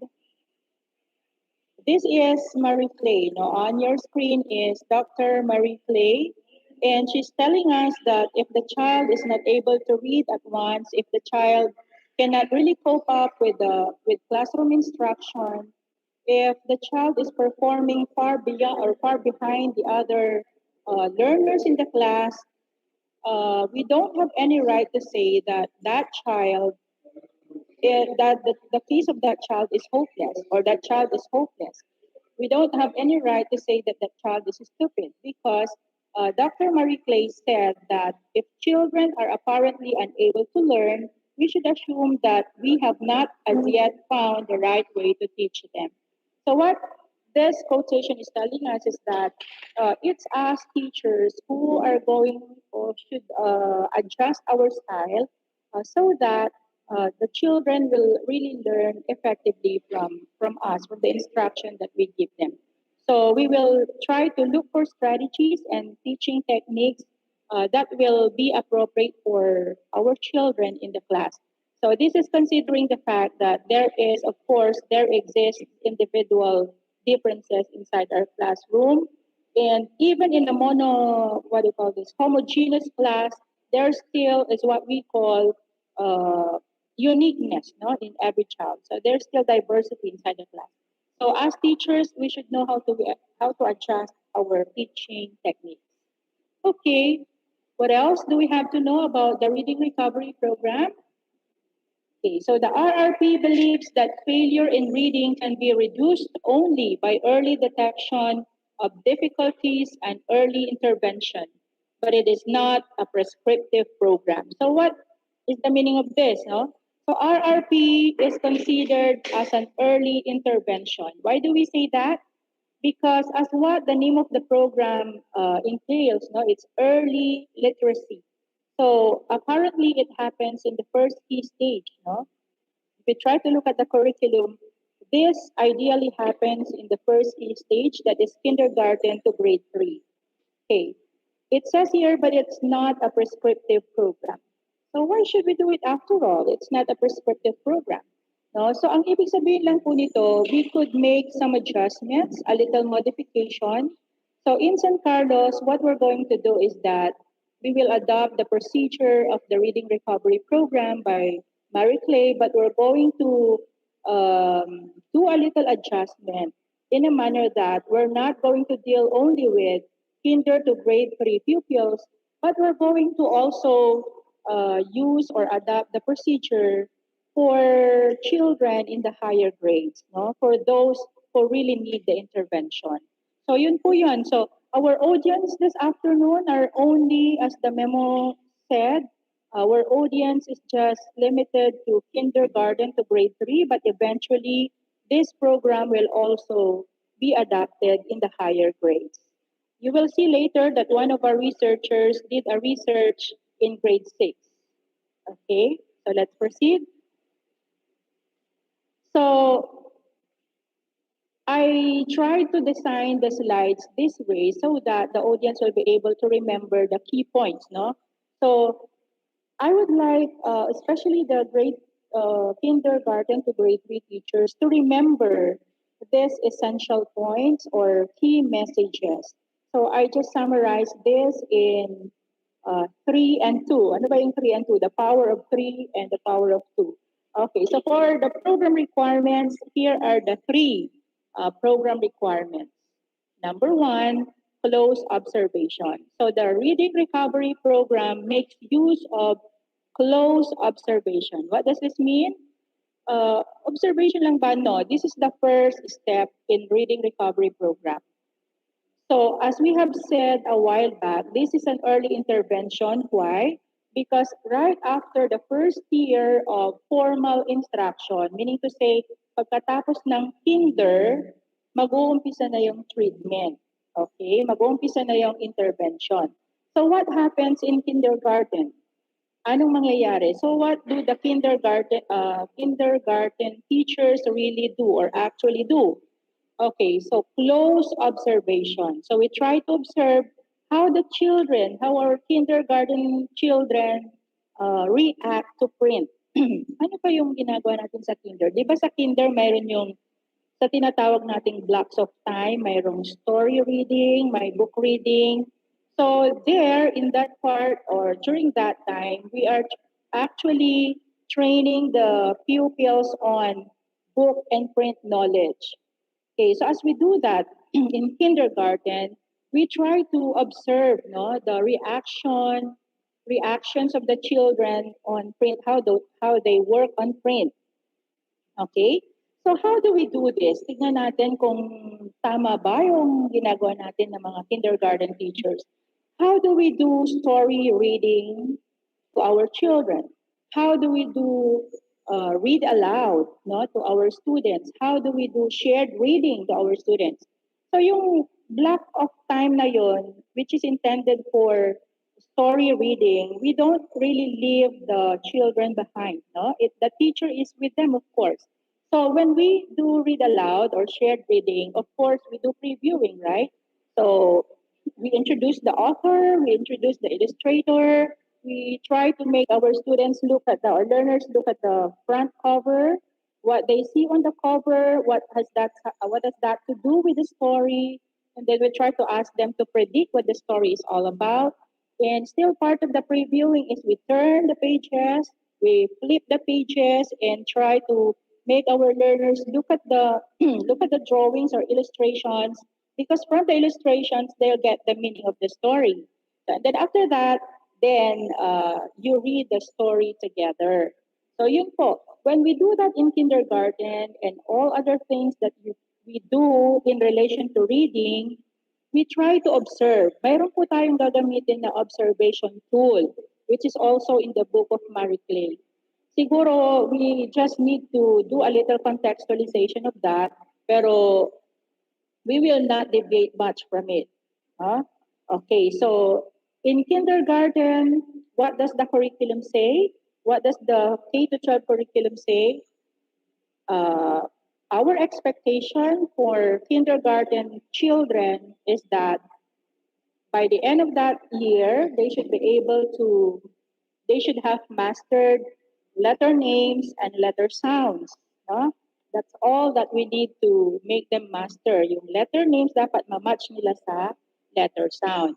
But sad to note that when we had the assessment around the division in all the schools, there are still grade 1, grade 2, and even in the higher grades who cannot really match the letter names with the letter sounds.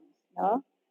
They sing the alphabet, they know the letter names, but they cannot match, no, the letter names and letter sounds. Yun lang naman yung dapat. Pero of course, if we have advanced readers in the kindergarten, of course, we should be happy about that. Di naman natin yun iha-hamper. Okay? So that's the close observation. Okay. So after, yun ang gagawin sa kinder, no? Close observation. And then, hindi lang yung mag-observe ka, but you are making use of instrument or tool. And what are we going to do with these tools? This will be passed to the next teacher. So that, anong purpose nun? Of course, obviously, para malaman ng teacher kung ano yung atake niya sa susunod na taon for that particular child. Okay?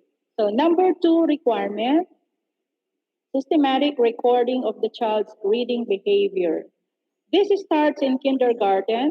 So, while we observe, we also record the child's reading behavior. And this extends to grade 1. Okay? So, with the data we have from our kindergarten teachers, anong gagawin natin doon? We will try to determine we will choose who among our learners should undergo the reading recovery program, because later on we will see that all children should undergo this program. Hindi naman lahat, kasi kawawa naman tayo kung lahat ng students natin will go through the reading recovery program. Okay? So from time to time we record. So every little achievement of the child we should record. His difficulties we should record. No? Yung sa akala natin talagang makakatulong sa atin in doing our intervention. Okay? Next, another requirement is daily 30-minute intensive one-to-one instruction. Okay. So, grade 1 teachers, are you listening? Kung andyan na sa inyo ang listahan ng non-readers, for example, of course, we're talking of grade 1, kaya ano ibig sabihin ng reading dito? Reading in the mother tongue. Okay? So, isa yan sa modification na ginawa natin dito kay Marie Clay, because of course, this is English, right? But since our curriculum is saying that in grade 1, ang binabasa lang ng bata ay Pangasinan muna, then we're going to make use of the procedure in reading Pangasinan. Okay. At the same time, sa grade 2 naman, they should be readers in Filipino. So we're going to make use of Filipino. And then comes grade 3, doon na yung reading in English. But of course, as I have said, in a class, there are advanced readers, right? There are independent readers. So yung treatment natin sa independent readers, iba naman. So just cater the non-readers and struggling readers for the reading recovery program. So considering that you already have a list of your non-readers, no? Paano natin gagawin itong daily 30-minute intensive one-to-one instruction despite the situation that we are in right now? We should do it. Okay, so paano kaya? So ano ba yung average number of non-readers natin? So in a class, well, understandably, sa grade 1 siguro, marami pa yon dahil hindi pa sila marunong magbasa masyado, no? But in the higher grade, siguro sa isang class, kung mayroon kang 10 non-readers, kung 10 non-readers, for example, i-devote mo, kahit i-devote mo lang yung half day for this daily 30-minute intensive one-to-one instruction. You start from 8 o'clock kasi yun naman ang start ng nasa teacher's program natin. And then, pagdating mo ng 12, tapos ka na sa 8 na bata. Because it has to be individual instruction. Daily 30-minute intensive one-to-one instruction. So you don't deal with them in a small group. You don't deal with them at the same time, but dapat isa-isa kasi iba-iba din yung kailangan nila. But of course, kung nakita mo naman na sa pagdaan ng araw, medyo ang tawag dito, yung pare-pareho na yung stage na kinaroroonan nila, then maybe we can do a little adjustment dito. Pwede naman yun. Okay, but when we start the intervention, we should strictly follow the 30-minute intensive one-to-one instruction. Now, kung hindi kaya ang isang araw, kasi sabi daily no? Kung hindi kaya ang isang araw sa lahat ng non-readers, we will have to strategize, no? So we can deal with the first 10 for this day, and then next day, the next 10 again, and another set for the third day. Magiging longer lang yung intervention natin. Okay? Next, please. So those are the program requirements. Again, number 1 is close observation. Number 2 is systematic recording of the child's reading behavior. And number 3, daily 30-minute intensive one-to-one instruction. Okay, next, please. Another 3. So we have to remember the 3 notes of caution in implementing the reading recovery program. Number 1 is most children, at least 80 to 90%, do not require this detailed, meticulous, and special reading recovery procedures. After all, they will learn to read in classroom programs of many different kinds. So as I have said a while back, hindi lahat ng bata sa classroom ay magre-reading recovery. Only those remaining around 20 or 10% of the class who are considered to be non-readers or struggling readers will be receiving this treatment. They will be used as our clients for this program. So, yun ang kaibahan ng SCC-ELITE sa iRead natin, no? Remember, the iRead remains, no? Hindi siya nawawala. Actually, the SCC-ELITE is not at all independent of our iRead. Magkasama pa rin sila because our iRead caters all types of readers, from non-readers to advanced or independent readers, and it runs across grade levels. But for the reading recovery program or the SCC-ELITE, this is exclusively for non-readers across grade levels. Okay? That's the first caution, no? Hindi lahat. Number 2.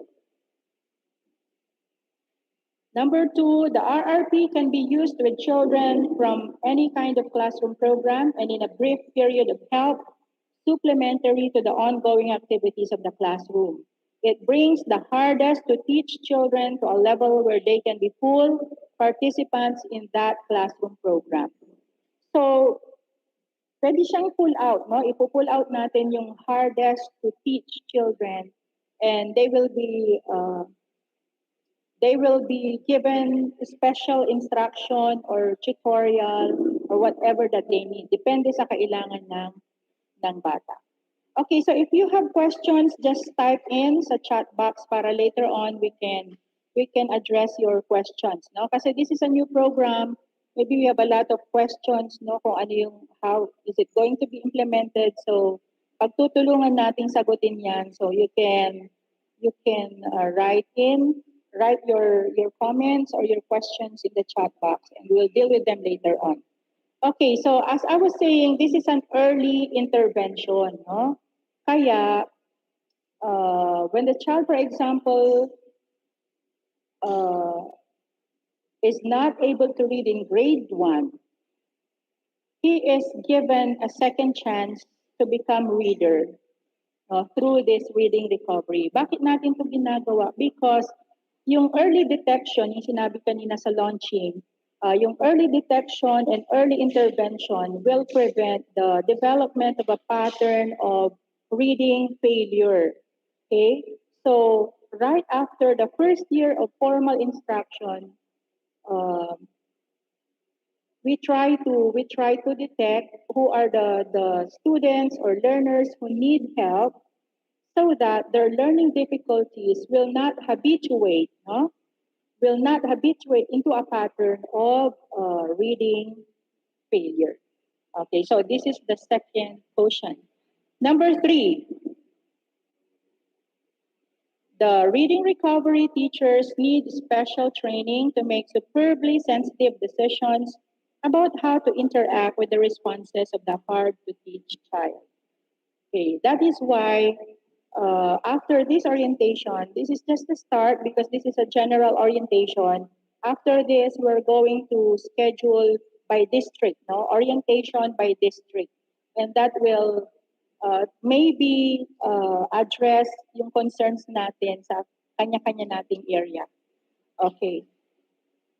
And we have a benefactor for this program. Actually, our benefactor is a resident of London, kaya hindi po siya nakarating muna because, may travel, tawag natin doon, travel ban, and she, babae po siya. She could not come home. Dapat nag-start na to noong September ang kanilang travel, but hindi po sila nakarating and then scheduled na naman ang travel January, hindi naman nakarating. But eventually makikilala din natin ang ating benefactor. And our benefactor is going to train the teachers. And she said she's going to train all the kindergarten to grade 3 teachers para dito sa ating moral recovery program. At ito ay kanyang sponsorship, all expenses paid sa training. Kaya we will look forward to that. So ang ibig sabihin lang po natin dito, the teachers who will handle reading recovery should be trained on how to do it. Kaya gagawin po natin yan while waiting for our benefactor who will also serve as our trainers. Habang hinihintay natin siya, mag-o-orient na rin po tayo by district. Okay, so what again are the 3 notes of quotient? Number 1 is not all children will go through the moral recovery program. Only the non-readers and struggling readers.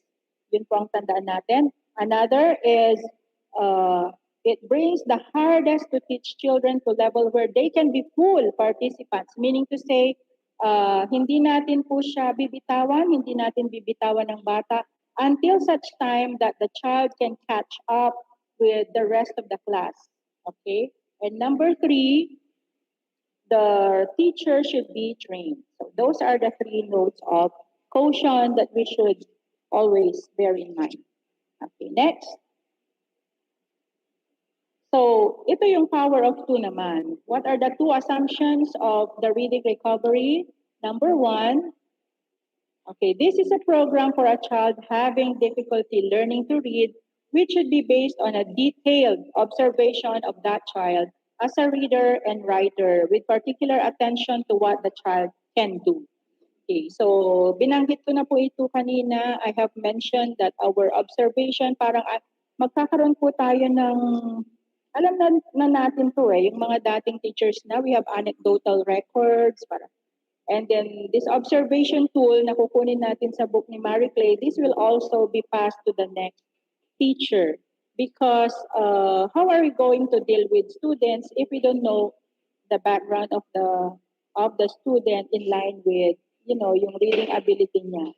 What he can do and what he cannot still do. Siyempre, we will deal more with those things that he cannot do para hindi po tayo magsasayang ng oras. Okay, another assumption. We need to know how children who become readers learn to read and how children who become writers learn to read. So for the information of everybody, early literacy means reading, beginning to read, and beginning to write. So, hindi lang basta okay, alam na niya magbasa, so that's all. Hindi po. So, how did this child learn how to read? How did this child become a reader? How did this child learn how to write? So, behavior, observing the behavior of the child, how he deals with text, how he understands the meaning of the story, yun ay talagang dapat maoobserbahan din po yan ng teacher. Why? Because it leads us to understanding yung how comprehension is happening in the mind of the child. And we can use this also to other children na may encounter din natin in the future. Okay, so those are the things that sana our teachers will bear in mind. Yung 3, 3, 2, the power of 3 and the power of 2, sana maiwan sa atin yung key messages na yan. Yan naman po yung pinaka-importante sa Reading Recovery Program. Okay, so before I give the floor to our researchers, let's review a little bit about the SCC-ELITE. Okay. Okay, so here is the brochure. We have prepared brochures actually, and we will provide brochures to the school heads. Or maybe we can provide you with a soft copy and have them just print the brochures para po sa information ng lahat kung ano ba talaga tungkol saan ba itong SCC-ELITE. Okay. This is the front page, and we also have the first page and we have the second page also. So let's now explain what the logo is all about. Can we explain what the logo is about? Okay, let us show them the logo. I think it's on the next slide. The next, okay. So here is the logo of the SCC-ELITE. Okay, tingnan natin yung explanation. The explanation is on the next page, please. Yan. So the logo highlights San Carlos City's Carlos and Carlene. So wala na po siguro sa atin ang hindi nakakakilala kay Carlos and Carlene. So bida po sila sa ating logo. So they represent the SCC learners with their big eyes and beaming faces. This reflects their enthusiasm to learn. Okay, sino yung nasa gitna? It's England's famous Big Ben. Ito yung clock tower sa England, no? And we also have right behind them, we have the London Bridge. Bakit nandito yung mga images na ito? Because they serve as images of support, no? As this program's key benefactor is from London. So England's in the goal to make, okay, let's go back to that. England's famous Big Ben and London Bridge serve as images of support in the goal to make every San Carlinian learner a reader. Okay, so for the information of everyone, ang goal po natin is zero non-reader status by 2022. So this is a big challenge for all of us. Okay, may I just continue? So the program particularly focuses on let's go back to the slide. Focuses on English reading proficiency that is expected to lead every learner to perform better in school. The Logos Fantasy, no? The fantasy theme as depicted by the shining, multicolored book, the personified characters, and the animated growth of a plant inside the book and all other shades in between manifest the magical and wondrous world of a child experiences in reading. So ito dapat yung madidevelop natin sa bata. We don't really put pressure on them so that later on they will enjoy reading, no? Because our main goal here is for them to really develop, hindi lang makapagbasa, no? Not only for them to be able to decode or do word identification or comprehend, but the goal of reading is for the reader to enjoy what he is doing, no? We have what we call genuine love for reading, and this GLR will ultimately bring them or help them achieve milestones in learning. So kagaya nga ng sabi ng mga officials natin kanina, reading serves as a tool for everyone to understand the content of science, math, no? Nakakatulong yung language and reading sa pag improve ng ating comprehension. And when we have this reading skill, eventually we will be achieving more academically and we will soon enjoy milestones in learning. So ito yung gusto natin sana sa ating mga bata na mangyari. So we have to dream big. This is a big challenge, but why not dream? Anyway, the dream is, it is free, no? Free lang naman. So let's dream that every learner in San Carlos City will soon become readers. And then when are we going to do that? We are going to do that today. There is an element of urgency here, no? Together, let's do it together, and we will do it today. So our tagline for the SCC-ELITE is dream big, together we read today. Okay, next please. So the San Carlos City is adopting the 3 A's for the implementation scheme, no? This was explained in the video a while back. I will just try to reiterate. So, ano yung first A? The first A is assess. It's the first thing that we're going to do. It's the first of the 3 A's. This is the pre-implementation phase where planning, assessment, gathering of baseline data, and setting up happen. So in San Carlos, in our division, we already have started with this thing. So we have the data. Saan galing yung data? Sa school. Sa inyo po galing yung data. So we have the factual, no? We hope that we receive factual data from the field. And because of this, we found out that there is still 5% of our population of the elementary school children who are non-readers. Kaya na-alarm po lahat ang ating mga officials. And so this gave birth to the SCC-ELITE. So the data are coming from the schools.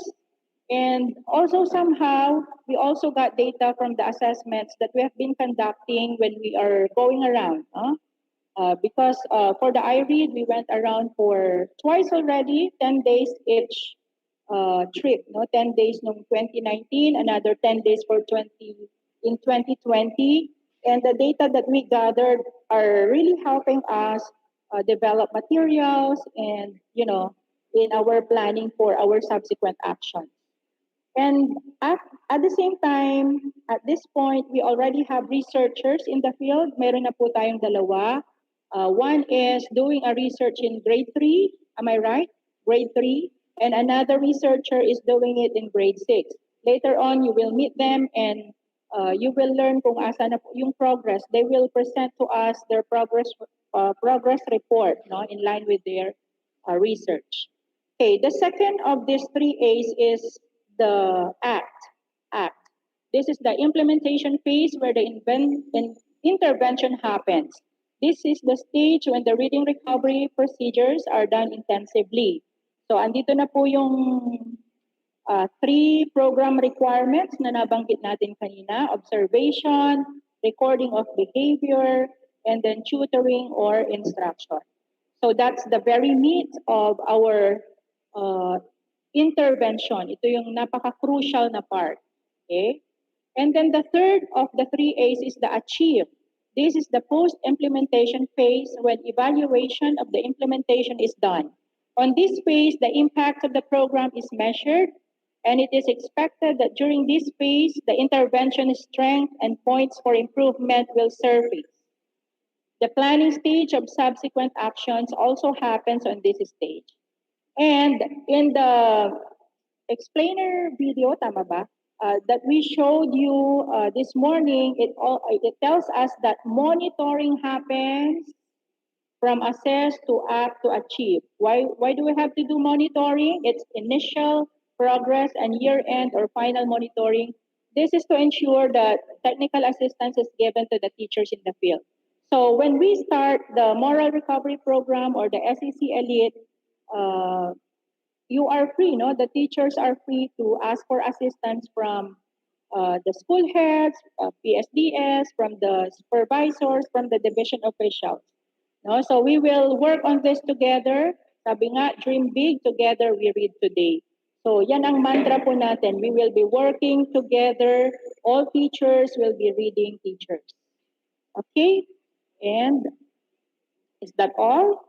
Okay, so we are moving towards GLR again. Will you please show everything on this slide? Okay, so our goal is to make all San Carlinian learner a reader. Okay, and not only a reader, but the reader should be able to develop the GLR or genuine love for reading. Okay, and together we can make this happen. Okay, so that's all for the introductory part, no? Because we will be having up next the progress report of our researchers. But I hope that I was able to answer some of your questions. But if you still have questions about this, as I have said, you can just type in the chat box and we will address the questions later on. Okay, so thank you so much.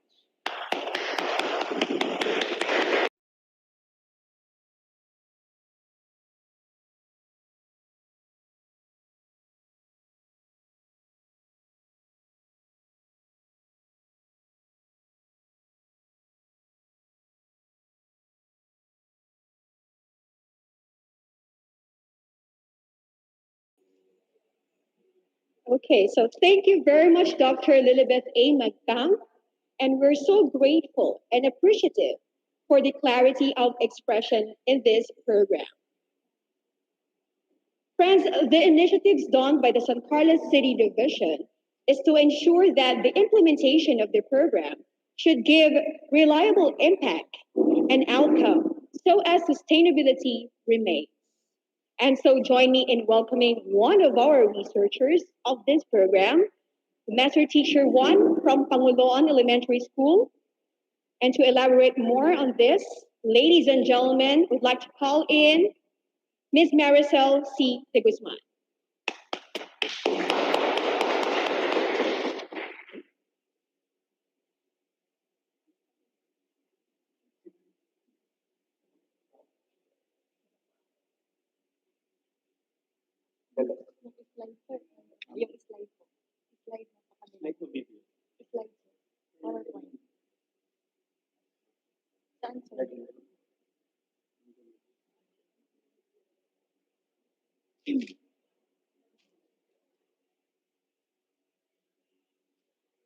Hello po sa ating lahat. To our SDS, our Schools Division Superintendent, Dr. Lourdes Servito, our Assistant Schools Division Superintendent, Dr. Tolentino Aquino, our CID Chief, Dr. Editha R. Pridas, our SGOD Chief, Dr. Villamor Gloria, to all the viewers, our fellow teachers, at sa atin pong lahat, good afternoon. Masanton Ngarem at Sikatayon Amin. I would like to start my presentation in a quotation. Okay, so as you can see, You can join me in reading. Everything is theoretically impossible until it is done. This is a quotation from Robert Heinlein. Especially in the case of our students or pupils in the field. Ang dami po nating mga non-readers and frustration readers. And this is a perennial problem actually. Ang akala natin parang napakahirap, napaka-imposible.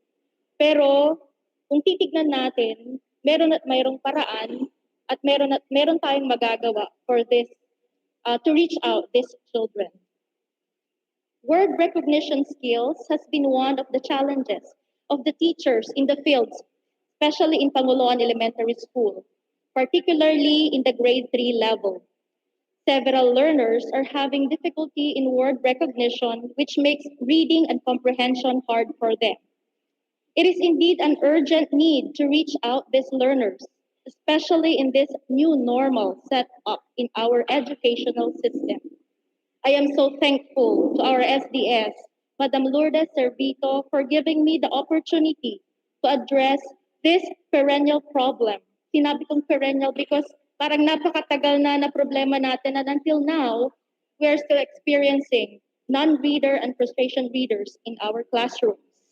And I believe that through this reading recovery program of Marie Clay, we can somehow reach out to these children, and we can reach our goal of having 0 non-readers here in our division. So I am Marisol C. de Guzman, one of the researchers of this said program.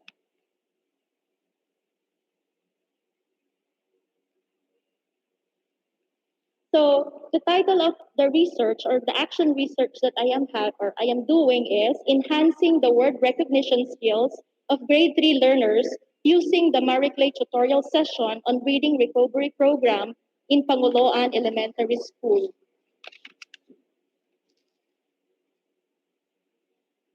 Now, these are the action research questions. Number 1, what is the profile of the learners along the following? Letter A, sex. Letter B, educational attainment of the parents. Letter C, employment of the parents.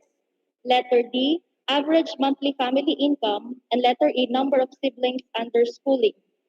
Second, what is the performance of the grade 3 learners in word recognition before and after using the Marie Clay tutorial session on reading recovery program?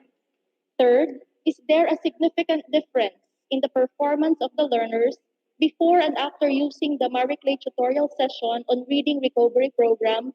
And we have number 4, what are the challenges encountered by the teachers and the learners in using the Marie Clay reading recovery program? Okay, so these are the proposed intervention, innovation, and strategy. According to Madam Beth, okay, we are given the reading recovery program of Marie Clay. So this study will be anchored on the use of Marie Clay's tutorial session on reading recovery program. It actually aims to thoroughly analyze and diagnose the learner's reading behaviors. The struggling readers will be taught reading strategies that they may apply to connect text. On the other hand, the teachers will learn to use strategies that will help the struggling readers become independent readers. So our main goal in this program is to have those children who are really struggling to be independent readers. So we will be taught as teachers kung ano yung gagawin natin, and the learners will be given strategies also that they can use so that they can somehow help themselves in attaining the goal of reading independently. The literacy program is supplemented with daily one-to-one lessons of 30 minutes. So magkakaroon po tayo ng one-to-one lessons, individualized instructions between the teacher and the learner.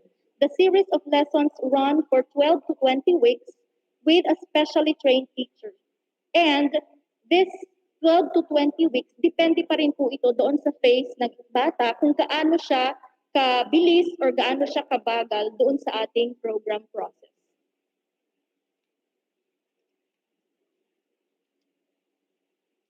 Okay, so kailan nag-start ang intervention? Intervention begins with the observational survey, which uncovers what a particular child controls and what operations and strategies he could be taught next. It is on the basis of a summary of the information gained from the observation survey that the children are identified as in need of intervention. So anong gagawin ng teacher? Teacher will be doing an observational survey. And the tool that will be used for this observation survey or observational survey is in the book itself. Dun sa book po natin kukunin, dun sa book ni Marie Clay. Wherein we will be giving the children set of activities for us to be able to know kung nasaan na ba yung bata. It will serve as our baseline in identifying the real level of the child. So sabi nga ni Madam Beth, we have to be keen observers. We have to do the running record religiously for us to really know kung nasaan na ba yung bata na ating respondent. Observation survey results thus provide baseline information of instructional programming regarding useful problem-solving strategies and the child's strengths and weaknesses in relation to early literacy concepts.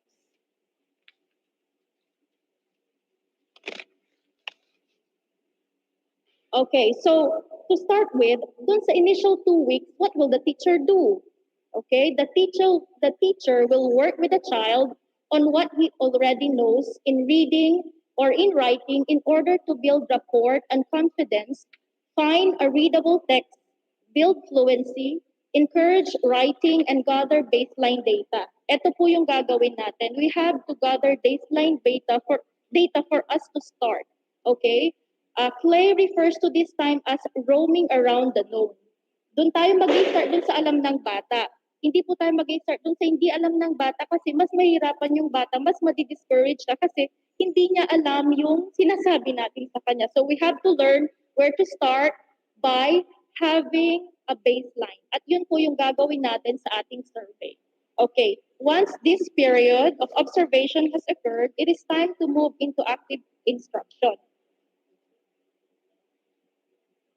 Okay, so as what Ma'am Beth had said also a while back, we will be having a one-to-one lesson, okay, tutorial lesson with the child. So ano ba yung gagawin natin doon sa 30-minute reading recovery lesson dun sa bata, between the teacher and the pupil and the learner? So first, reading familiar books, okay? Reading familiar books.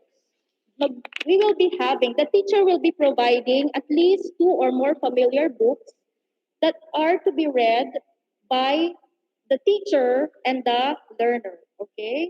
So magbibigay tayo ng book na familiar, yung mga books na ginagamit natin sa classroom. It doesn't mean na pag halimbawang yung mga books na dapat napakahirap or napakadali. No, we should choose a book that is familiar to the pupil or to the learner. Then next is taking a running record of yesterday's new book. So this is on the part of the teacher. The teacher takes a running record of the new book from the previous lesson. First, the student needs to read the text without help. So we will be asking the pupil to read it first, and then the teacher teaches the student. The most powerful teaching points from the book are selected to obtain the quickest possible progress. Okay, and then the third, we have working with words and letters. Actually, we're doing this already. Paano yung ginagawa natin dito?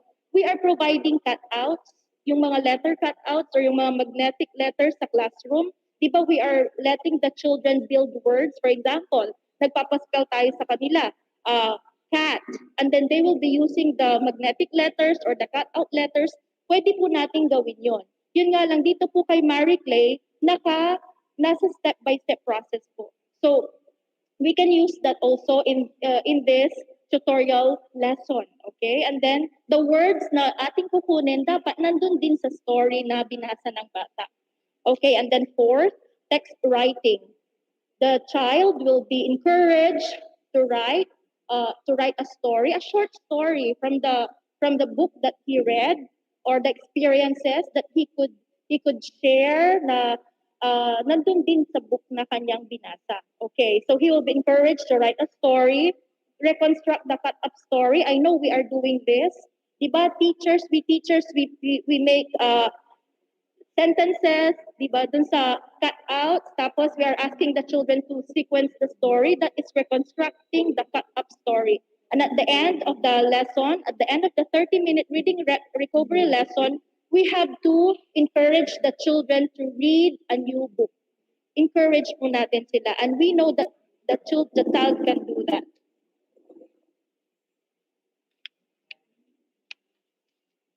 Okay, so in the action research method, we have participants of the study will be the grade 3 learners and teachers in Pangoloan Elementary School of SDO San Carlos City for the school year 2020-2021.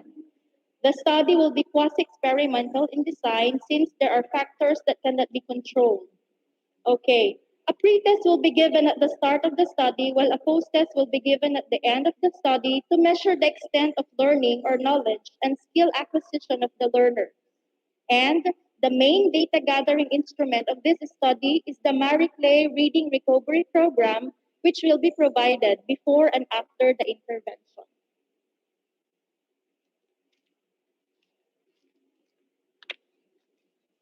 So you can see I have provided the action research work plan.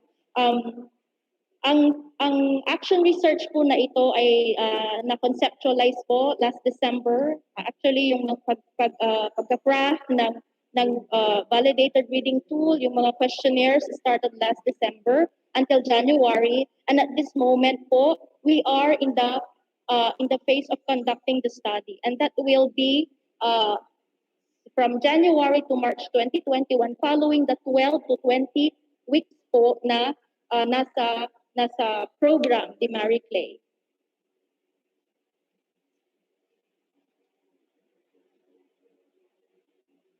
Okay, so as I have said po a while back, we are in the implementation stage of the research. If you can see, we are already in the observation survey. So in conducting the observation survey, dalawa po yung aming ginagawa. We are visiting the children in their houses. Talagang tinututor po namin sila, kinikater po namin sila. But of course, we follow the minimum health standards. Dapat po naka-face mask po tayo at naka-face shield at meron po tayong mga daladalang health para dun sa health protocols po natin like alcohol. Tapos yung kanila pong yung scanner po for the protection of the teacher and of the pupils as well. So what are we doing in the field right now? So first is we are giving the children activities like letter identification. So in this we are asking the children to identify the alphabet symbols. Kung alam ba nila or hindi ba nila hindi ba nila alam or alam ba nila. Okay. Then next we have word knowledge. So in word knowledge, the student reads at least 15 words. Used most frequently in early years. Okay, in the reading materials. Okay, and then next we have the print concepts. In the print concepts, okay, we are asked the students to perform variety of tasks which will check their knowledge and understanding of the printed language. So for example, may binasa silang book, you can give the students activities for you to know kung naintindihan ba nila or hindi yung story na kanilang binasa. Okay, and then we have the next one, phonemic awareness. We should also know the level of phonemic awareness of the children. Kung alam ba nila yung letters, dapat alam din nila yung sounds ng mga letters. And then next, we also encourage them to write, okay? After reading the story or a certain selection, we ask them to write the words from the story. We ask them to actually write what they know or what they understood from the story, and we should encourage them to write as well. And then, text reading. We also give them text for them to read independently kung kaya na ba nila. Okay? So we have to provide text which will be given to them for them also to test themselves kung kaya na ba nilang basahin yun independently or still with your provision as a teacher. And then next. Okay. So before I end my presentation. So, yung mga survey po na yon na ginamit, the summary of the survey will be used in order for us to know the level of the children and for us to prepare the activities in the tutorial sessions that we will be having for the next step. And before I end, I would like to end with this quotation. There's a way to do it better. Find it. Okay? Minsan, we are having questions. Parang ginawa na natin lahat for us to be able to let the children read. For me as one, personally, sabi ko parang ginawa ko na lahat. But actually, siguro hindi pa natin nagagawa yung best. Sabi nga ng isang quotation by Thomas Edison, there's a way to do it better. We just have to find it, okay? We just have to find it. We do some research for us to know kung ano ba talaga yung best solution, especially in the field of reading. So, with this, thank you for listening and God bless us all.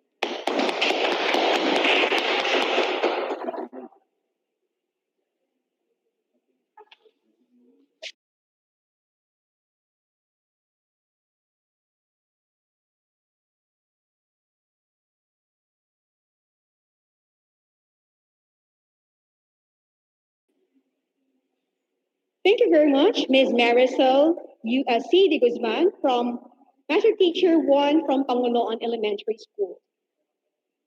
Okay, this time, ladies and gentlemen, let us be mesmerized and be well informed from the Outstanding Teacher of the Year during the Inservite National Awards for Educators last January 2021. Ladies and gentlemen, let's give it up for the Master Teacher 2 of Central 1 ES. Give it up for Dr. Janice U. Abon.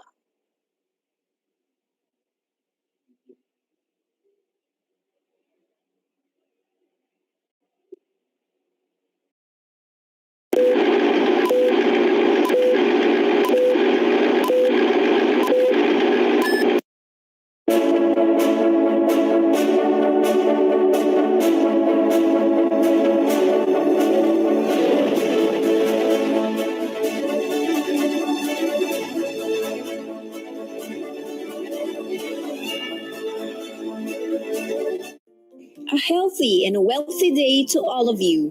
This is Janice U. Abon, Master Teacher 2 of Central 1 Elementary School, signing in. Throughout the support and great motivation of our school's division superintendent, Dr. Lourdes De Servito, together with the guidance and mentoring of our ASDS, Dr. Diosdado I. Cayabyab, the CID team headed by Dr. Editha R. Pridas, with the helping hand of Dr. Lilibeth A. Magtang, EPS in English and MTB, and Dr. Arlene B. Kasipit, EPS in LRMDS. The S-Good team headed by Sir Villamor Q. Gloria, together with Sir Marlon B. Ecol, EPS in S-Good, and Sir Renante Camara, SEPS in Research and Planning. I realized how essential the early literacy instruction among learners. With utmost encouragement of my PSDS, Dr. Milagros B. Fernandez, and my school head, Mr. Esmeraldo C. Canilang, I was able to come up with a progress report of my action research proposal titled Effectiveness of the Mary Clay Reading Tool Observation Survey on Reading Recovery Program, R2SORP, to improve the English reading proficiency of grade 5 learners in Central 1 Elementary School. According to CMEUT of 2013, reading is an integral part of every educational process, as all the subjects taught at all levels of the educational system involve reading. The outbreak of coronavirus COVID-19 has created new realities for education. Before the onset of COVID-19, the signifier 21st century has become widespread in educational program discourse. The goal of the K-12 education system is to prepare all students to be college and career ready, equipped with 21st century skills which are critical thinking, communication, collaboration, inspiration and creativity. The utmost aim of independent reading is to achieve reading proficiency, which facilitates knowledge acquisition and dissemination and leads to holistic development of the individual. Independent reading is defined as the ability of students to read on their own without anybody necessarily instructing them to do so. This also includes selecting books of interest, time as well as place to read, which is likely to have a positive influence on their reading comprehension and adoption of strategies geared at enhancing reading strategies. In the Philippines, one of the areas of difficulty of the students is in English, where the country ranked 340 in reading during the 2018 program for International Student Assessment, that is PISA. Thus, there is a need to improve the quality of education provided to the Filipino students. Intervention programs must be implemented to improve the reading ability of the students.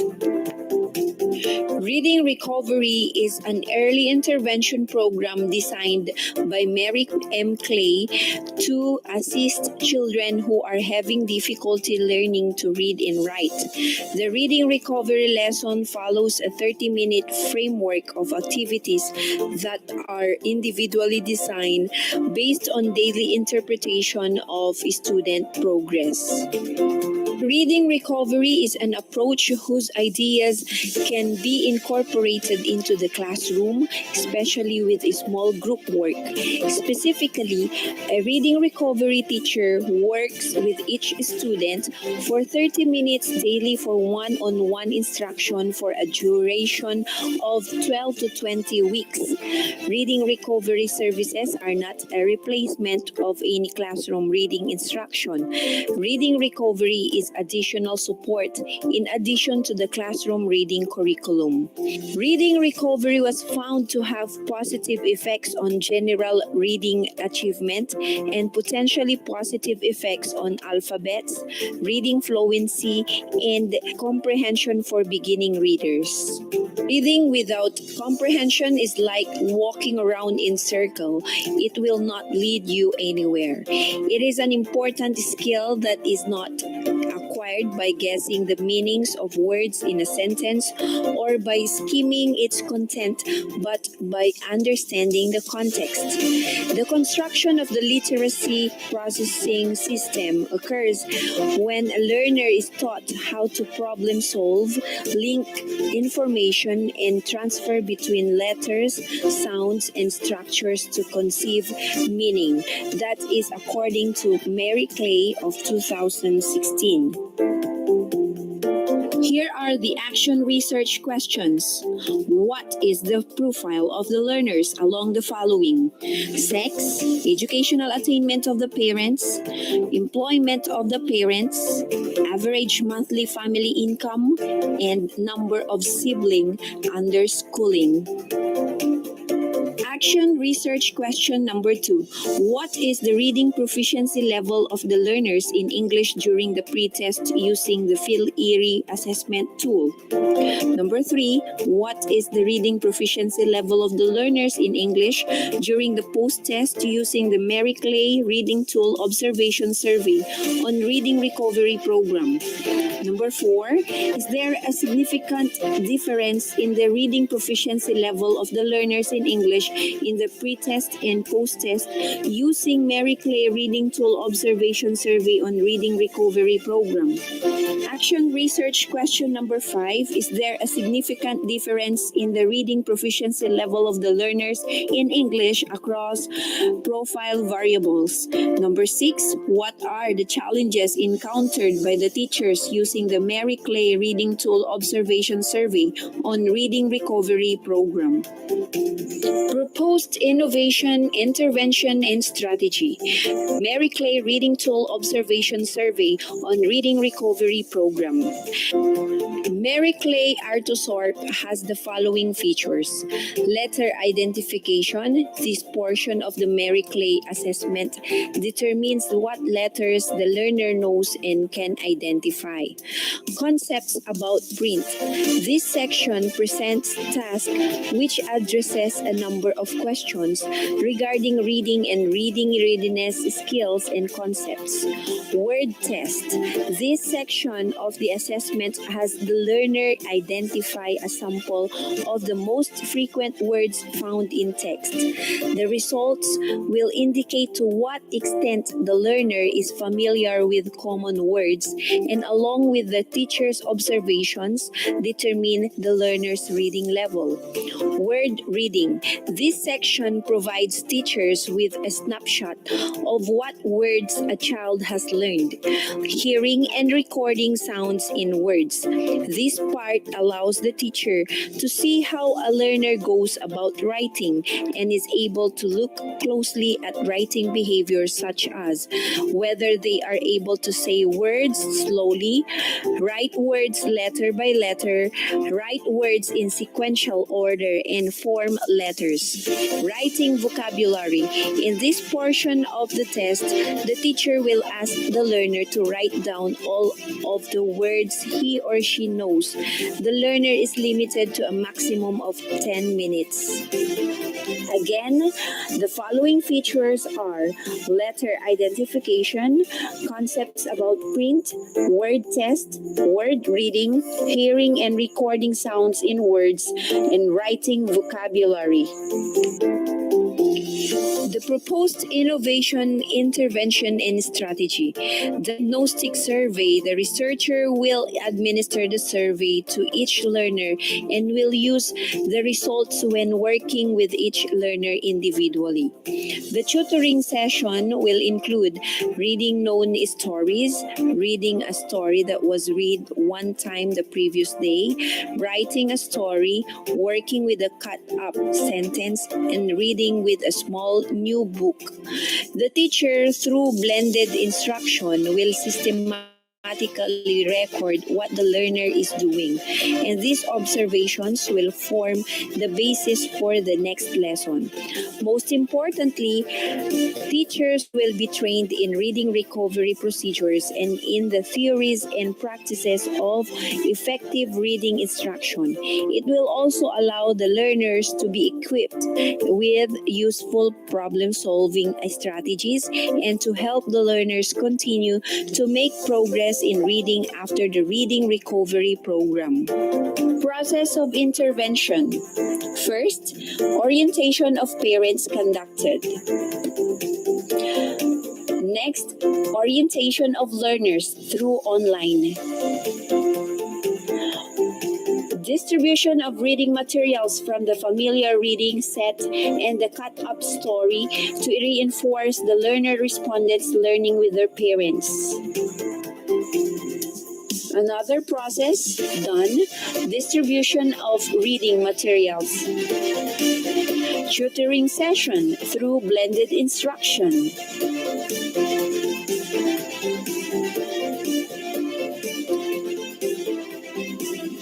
A diagnostic test through a reading tool intervention will be administered to the struggling readers to measure their reading skill and performance. And the sources of data of my action research, the subject of the study came from grade 5, which is composed of 30 learners with a total of 100% respondents. The study will employ a single group pre-test, post-test design, considering the researcher handles only one grade 5 section. Data gathering methods. To gather pertinent data, a questionnaire checklist will be used to determine the profile of the learners. The instrument that will be used for data collection will be the Mary Clay Reading Tool Observation Survey. Clay of 2005 developed this instrument to observe what children notice about the written language in their environment. Moreover, the researcher will seek permission from the school's division superintendent and district supervisors to administer the test among the grade 5 learners of Central 1 Elementary School. The gathered data will be treated with utmost confidentiality. Statistical treatment of data. The study will be quasi-experimental in design since there are factors that cannot be controlled by the researcher. The profile of the learners will be analyzed using frequency counts and percentages. The performance of the learners will be computed using frequency counts and percentages, mean and standard deviation. The difference in the performance of the learners in the pre-test and post-test will be determined using the t-test. Frequency counts and percentages will be used to determine the challenges encountered by the teachers in using the Mary Clay reading tool on observation survey on reading recovery program. Action research work plan and timelines. The study will determine the effectiveness of the Mary Clay Reading Tool Observation Survey on Reading Recovery Program in improving the English reading proficiency of grade 5 learners of Central 1 Elementary School, San Carlos City Division. The findings of this study will serve as basis in implementing intervention programs to address issues and concerns on the reading proficiency level and academic performance. Yes, this is the work plan made by the researcher. We have here the deliverables, the activities to be done, and then the time frame covered. Other evidences in conducting this study are presented.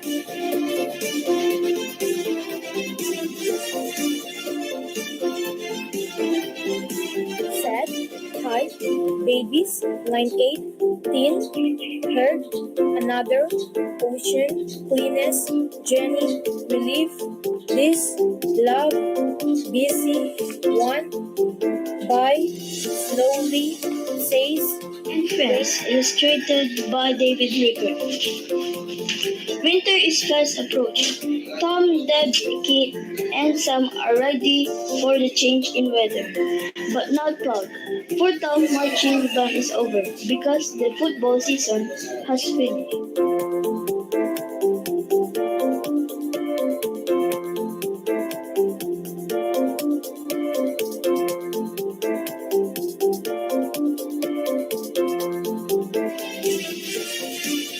Once again, thank you and God bless. This is Janice U. Abon signing off.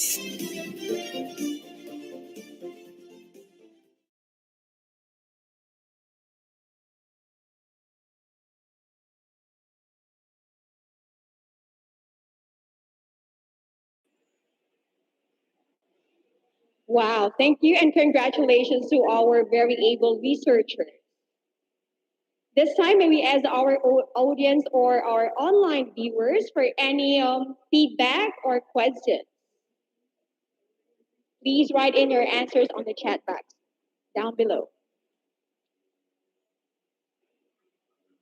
Oh, sabi ni Ma'am Josephine, ang galing mo, Janice. God bless. Any more queries or questions? Congrats, Ma'am Maricel. Clap, clap, clap. From Ma'am Mercy Cookies, congratulations, Madam Maricel de Guzman. Ano na bang in ngayon? Pa-burger? Wala na bang pa-burger? Oh, congrats, Ma'am Janice, from Ma'am Cecilia Resuelio. Any more questions from our audience? I guess it's already presented with clarity and confidence. And so, Once again, congratulations, DepEd San Carlos City, for the successful launching of the SCC-ELITE English Proficiency Program. Palakpakan naman natin ang ating mga sarili. Ayan.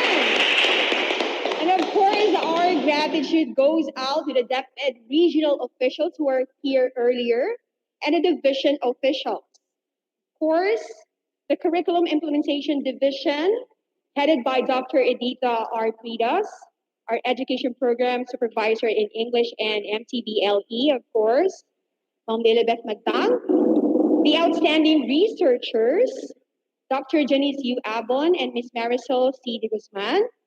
Of course, ang ating mga magigiting na tech team, starting off with Mr. Jeric Tagulao, Mr. Dexter de Guzman, Mr. Norman Bonpolita, Mr. Nexus Ballesteros, Mr. Patrick Briones, Mr. Marco Reyes, and of course, on my side is the dashing Mr. Roldan Fidel. To all our virtual partners, district supervisors, principals, teachers, and of course, our school reading coordinators, congratulations, and I guess let's get ready and let's get started. This has been your host, Leslie Pagunsan of Central 2 Elementary School.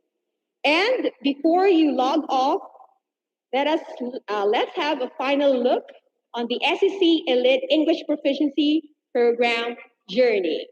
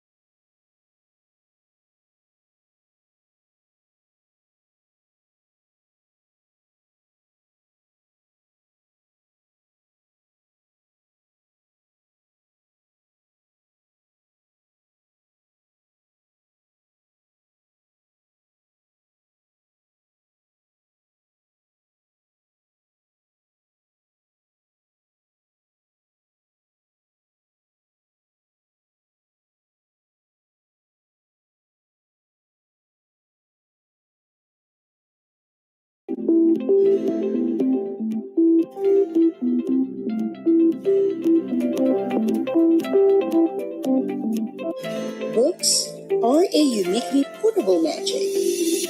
They bring joy to the soul that is beyond imagination.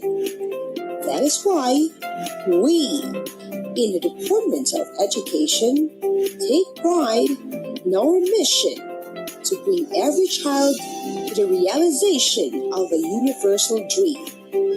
That is to become a reader and enjoy this least expensive journey ever. That is traveling through the pages of a book. The school's division office of San Carlos City has remained steadfast in upholding quality education among the San Carlinian learners. Sulong Edukalidad. To date, DepEd San Carlos City has a total of 28,158 teachers and 63,414 learners. SDO-SCC never ceases to find ways to provide our learners the kind of education that they deserve. Reading is one of the literacy domains in the K-12 basic education program. under the language arts curriculum, and developing this skill among the learners had always been in the top priorities of the division.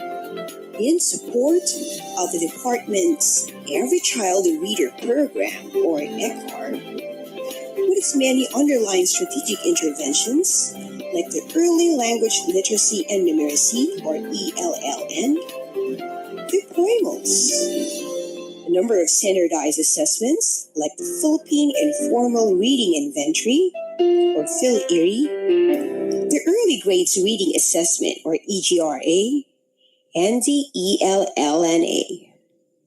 Among others, SDO-SCC has, since time immemorial, been doing its part to help promote literacy among our young clientele.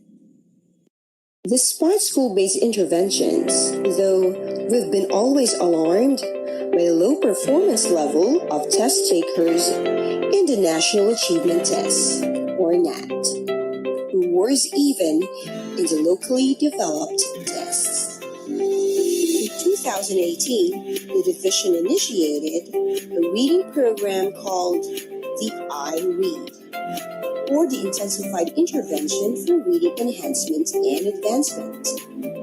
The program was for all types of readers across grade levels. With it running for 2 years, awareness was raised and schools became more actively engaged, and there was an increase in the number of instructional and independent readers. There, too, were a series of assessments to establish the truthful status of reading in the division. With a division-wide assessment done 10 days in 2019 and another 10 days in 2020, data were gathered on actual reading miscues of struggling readers and the difficulties in comprehension of the instructional readers. Materials for intervention were developed. But as preparations for intervention were being done, the COVID-19 pandemic got in the way, which made all normal way of doing things impossible. An unexpected increase of non-readers was revealed for the pretest result of this school year. 970 pupils out of 19,213 elementary school children were diagnosed as non-readers. The top management, headed by Dr. Lourdes D. Servito, our schools division superintendent, and our assistant schools division superintendent, Dr. Justado I. Cabiab, with the CID team, planned to address the problem right away. This gave birth to the SCC-ELITE English Proficiency Program. The San Carlos City Early Literacy Instruction Trends and Essentials, or SCC-ELITE program, is the newest intervention program of the division that aims to improve the reading proficiency of San Carlinian learners. It is anchored by the highly acclaimed Reading Recovery Program by Marie Clay, a distinguished researcher from New Zealand who has become famous for her contributions in global educational literacy.